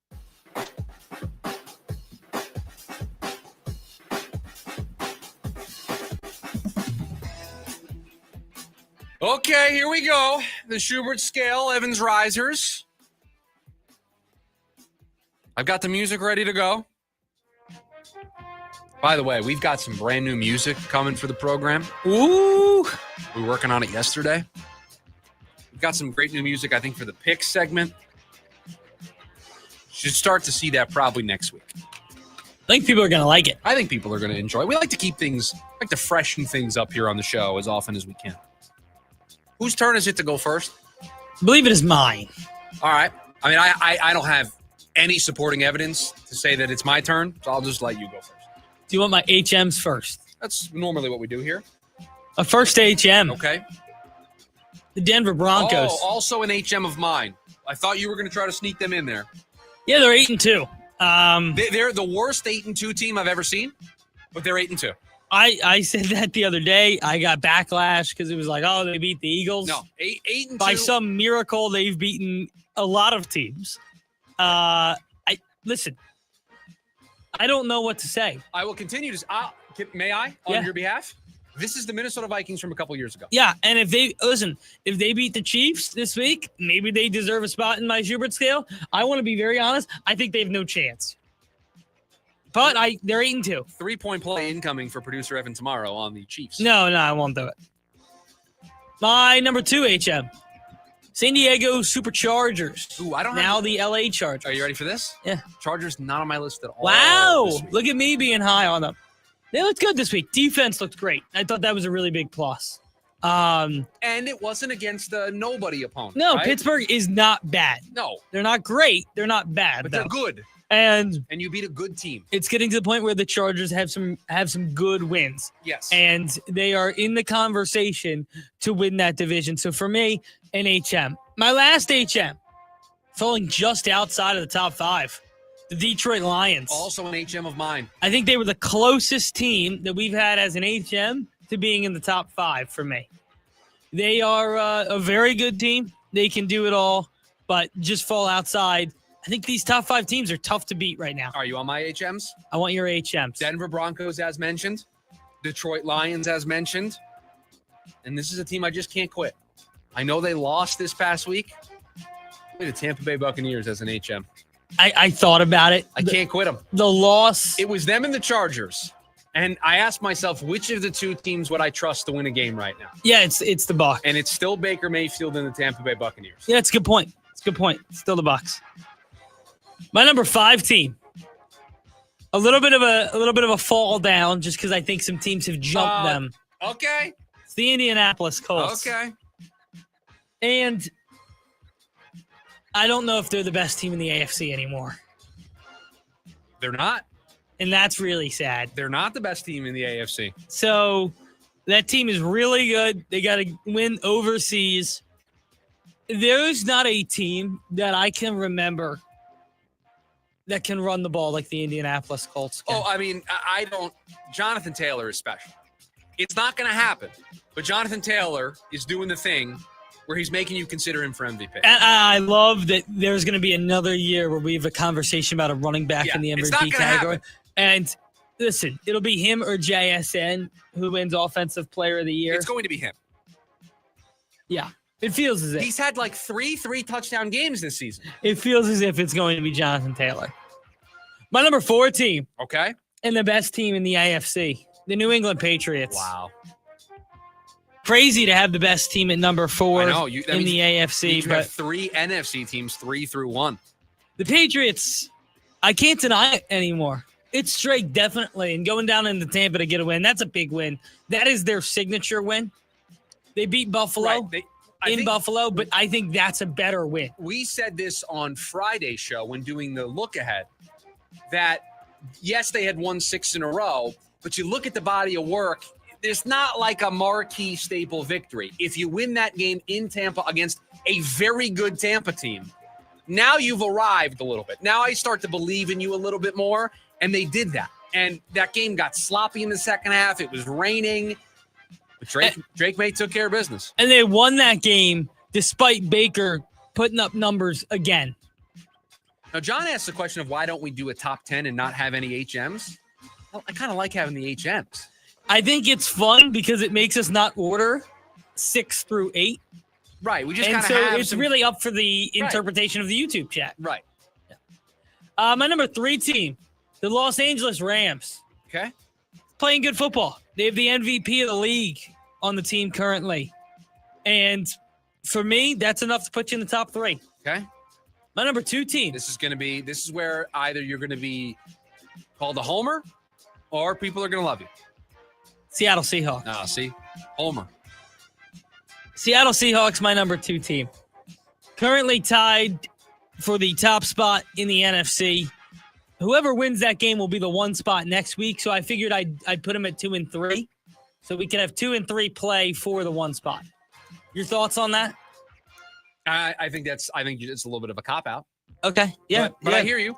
And my number 1 team, the defending Super Bowl champions. Honestly, if you're going to do that, whoever wins 2 and 3 may have to go to the number 1 spot. Okay. Yeah, I agree. That's what's going to happen. Let me ask you a question, though. Did any good team in the NFC get better at the trade deadline? This is not a homer conversation. What NFC teams or teams in general that were competing got better at the trade deadline? I mean, Seattle added Shaheed. Yeah, certainly got a little better. The impact that Jalen Phillips made on that game. I hear you. And I had them at 1 last week, and I thought they got added a piece to get better. I have to keep them at 1. You know what? It's the comment of the day from the YouTube chat. It's the comment of the day. It's All Code said, how very college football playoff of you, Evan, to put 2 against 3. Didn't want to make the actual decision. Didn't want to actually tell me who the better team was. So you positioned yourself. You looked at the schedule. You looked ahead. You're like, I'm going to put these 2 teams next to each other. Let them play it out. Solve the problem for me. It's a very great point by It's All Code over on the YouTube. And that's why those guys make good money doing that. That's why I love the listeners of this program. What an astute observation from you, Code. Very college football playoff committee of producer Evan. All right, you ready for this? Yeah. We have the same 5 teams this week. I figured. Can I be honest with you? These are the 5 best teams in football. I was going to say, these are the definitive 5. However you want to order them, these are the definitive 5. Number 5 for me, I have the Los Angeles Rams. A little lower on my list. I'm a little lower than you are on the Rams. Was impressed with what they did against San Francisco. I believe next up they have Seattle. What do they have next up? Yes, yeah. So I just got the college football playoff comment. So you beat Seattle. That's a marquee victory on your resume, right? That then puts you in a different stratosphere. You then get talked about as one of the top teams in the NFC. Number 4, I'm kind of out on this team. They're slowly moving down the Schubert scale. The Indianapolis Colts at number 4. I was not impressed with what I saw against this team against Atlanta. And I'll tell you right now, if they continue to play with their food, they're going to be out of the list. You are so upset about the 6.5. They're going to be out of the list. If they won by 7, they're 2. They're 2. Absolutely. Big. You win by a touchdown? Oh, that's a statement. You go internationally? No, but you played Atlanta in overtime? No. Now, I will tell you this. The Colts are off this week, right? They are, yes. Could be a world. Could be a world. They're in 4. If some teams behind you impress, could be an HM next week just because you didn't play. Number 3, I'm ready. Philadelphia Eagles, number 3. Was not impressed with the way that they played on Monday night against Green Bay. Scored 10 points. Only scored 10 points. No doubt about it. Was not impressed. They feel like a team that you can beat. They don't feel like a complete team on both sides of the ball. I don't know what's going on with A.J. Brown in the offense. That concerns me. I can tell you what's going on. The offensive coordinator has no idea what he's doing. Well, that's a problem. That's hence why they're number 3. Number 2 for me, the best team in the AFC, the team to beat in the AFC, a Super Bowl favorite, the New England Patriots. I was very impressed with what they did down in Tampa. It would have been very easy for them, considering their recent stretch of play of not beating anybody, to lose that game and for us to go, see, we were a little ahead of the curve on New England. We got to wait a little bit. Instead, they win that game. They are the number 2 team in all the sport. And to me, the Super Bowl favorite, they do everything well. And we got a nice up-close and personal look at it on Sunday. The Seattle Seahawks, number 1. Defensively, they get after you. They created those 2 turnovers that directly led to scoop and scores. Sam Darnold can move the ball. JSN could win Offensive Player of the Year. Sam Darnold is MVP candidate. Clint Kubiak's probably going to get head coaching interviews this offseason. A complete team, and this is part of my apology tour to the Seattle Seahawks, because boy, did I get that team wrong this year. And I was going to say, it's funny because I was significantly higher on the Seahawks than you were coming into the season. I couldn't have gotten this one more wrong.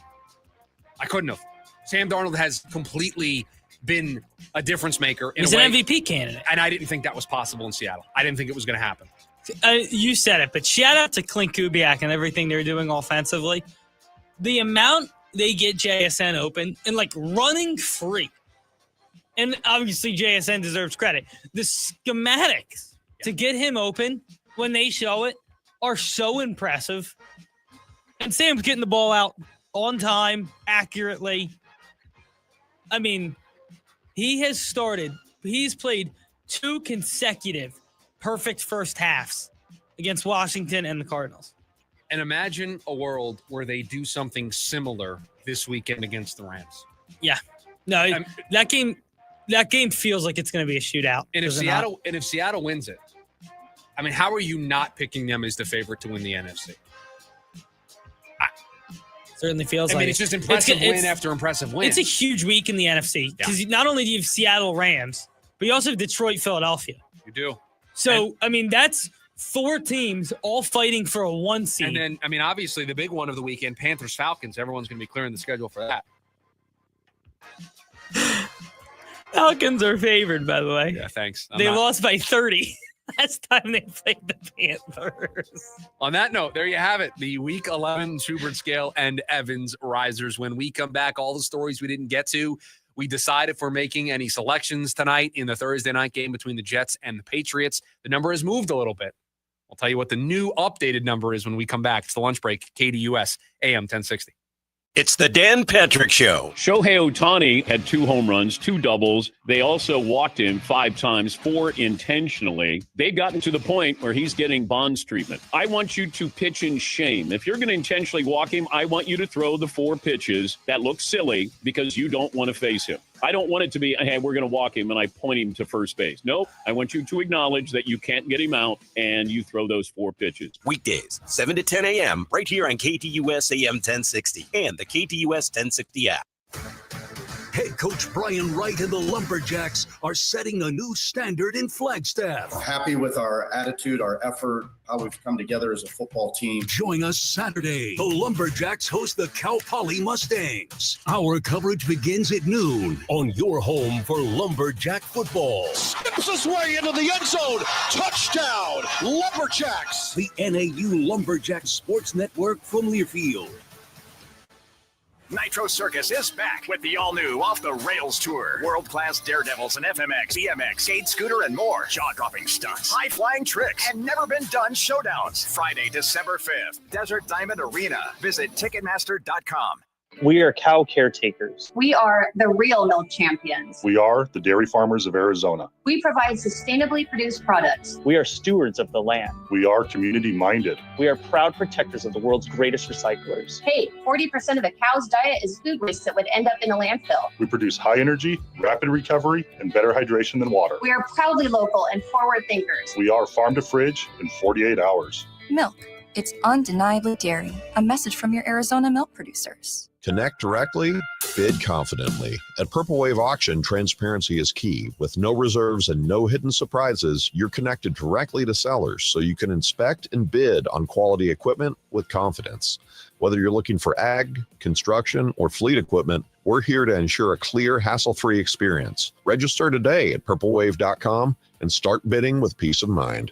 Purple Wave Auction, the easiest and most straightforward way to buy and sell equipment. Does your student struggle in a traditional school setting? For nearly 25 years, Primavera Online has helped Arizona K-12 students thrive with an accredited tuition-free education from home. Learn more at chooseprimavera.com. That's chooseprimavera.com.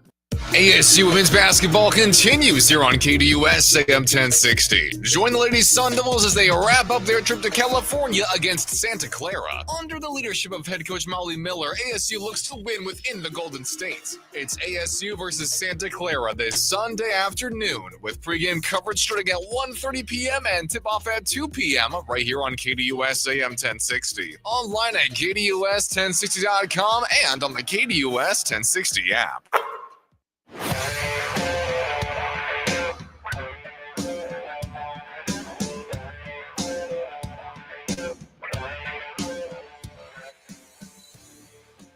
The Jets, 12.5-point underdogs tonight against the New England Patriots. That kicks off week 11.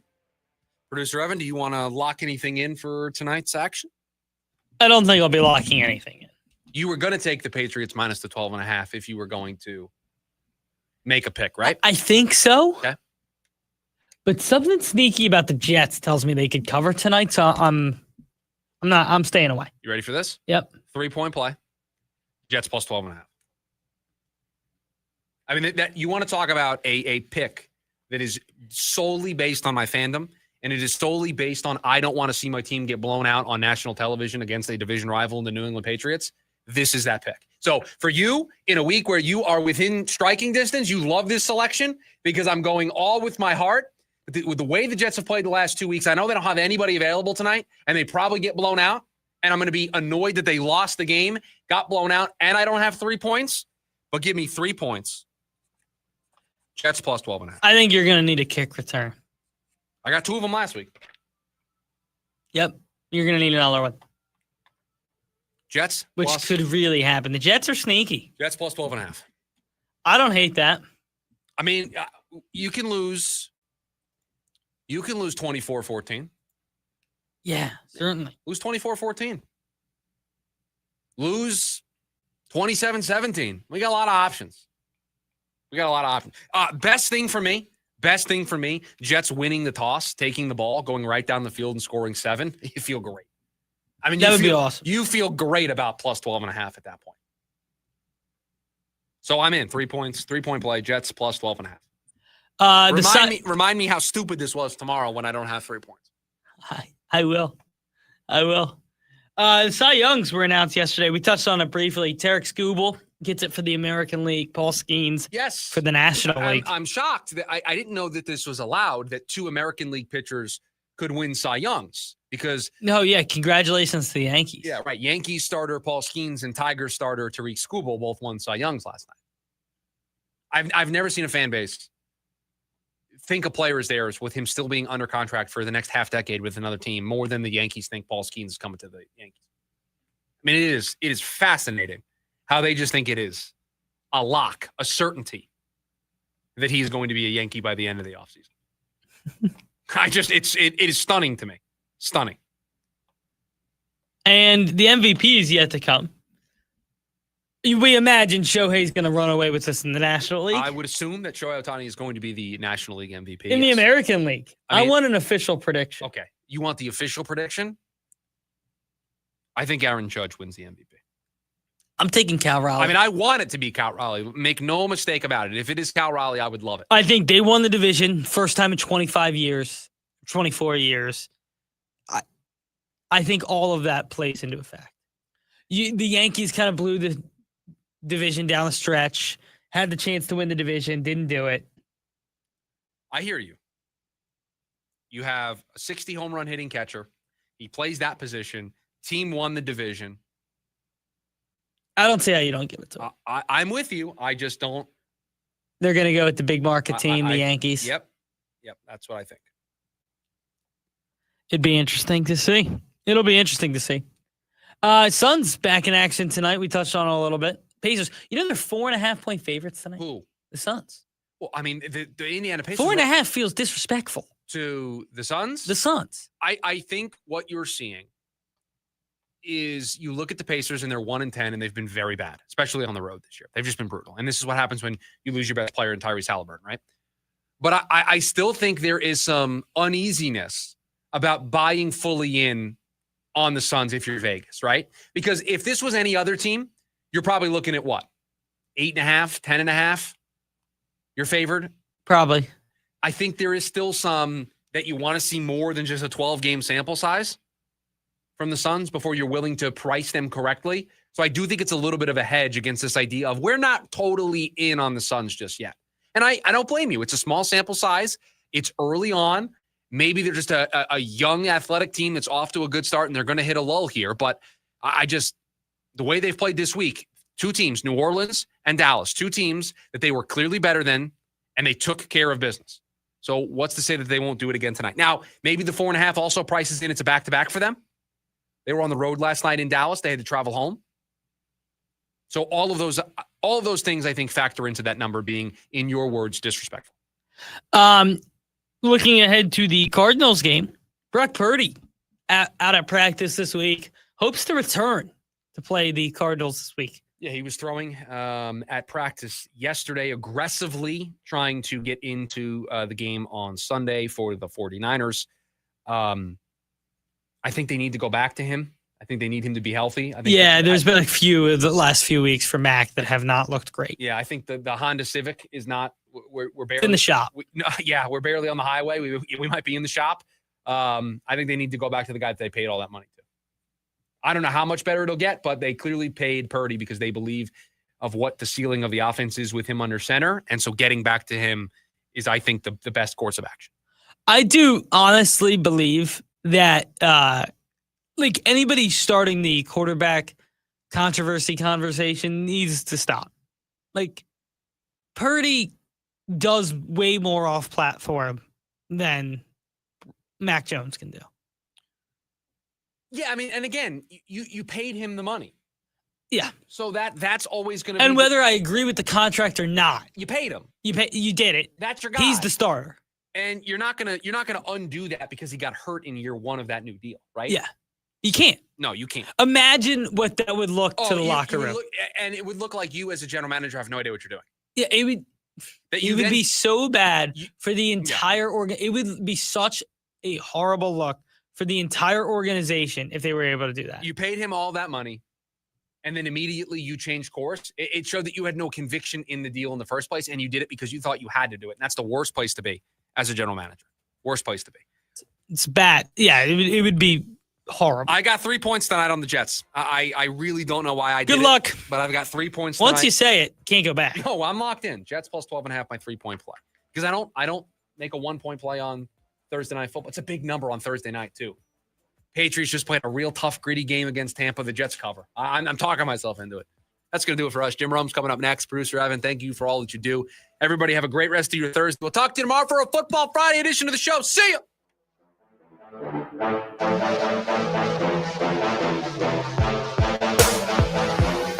AM 1060 KDUS Tempe Phoenix and KSLX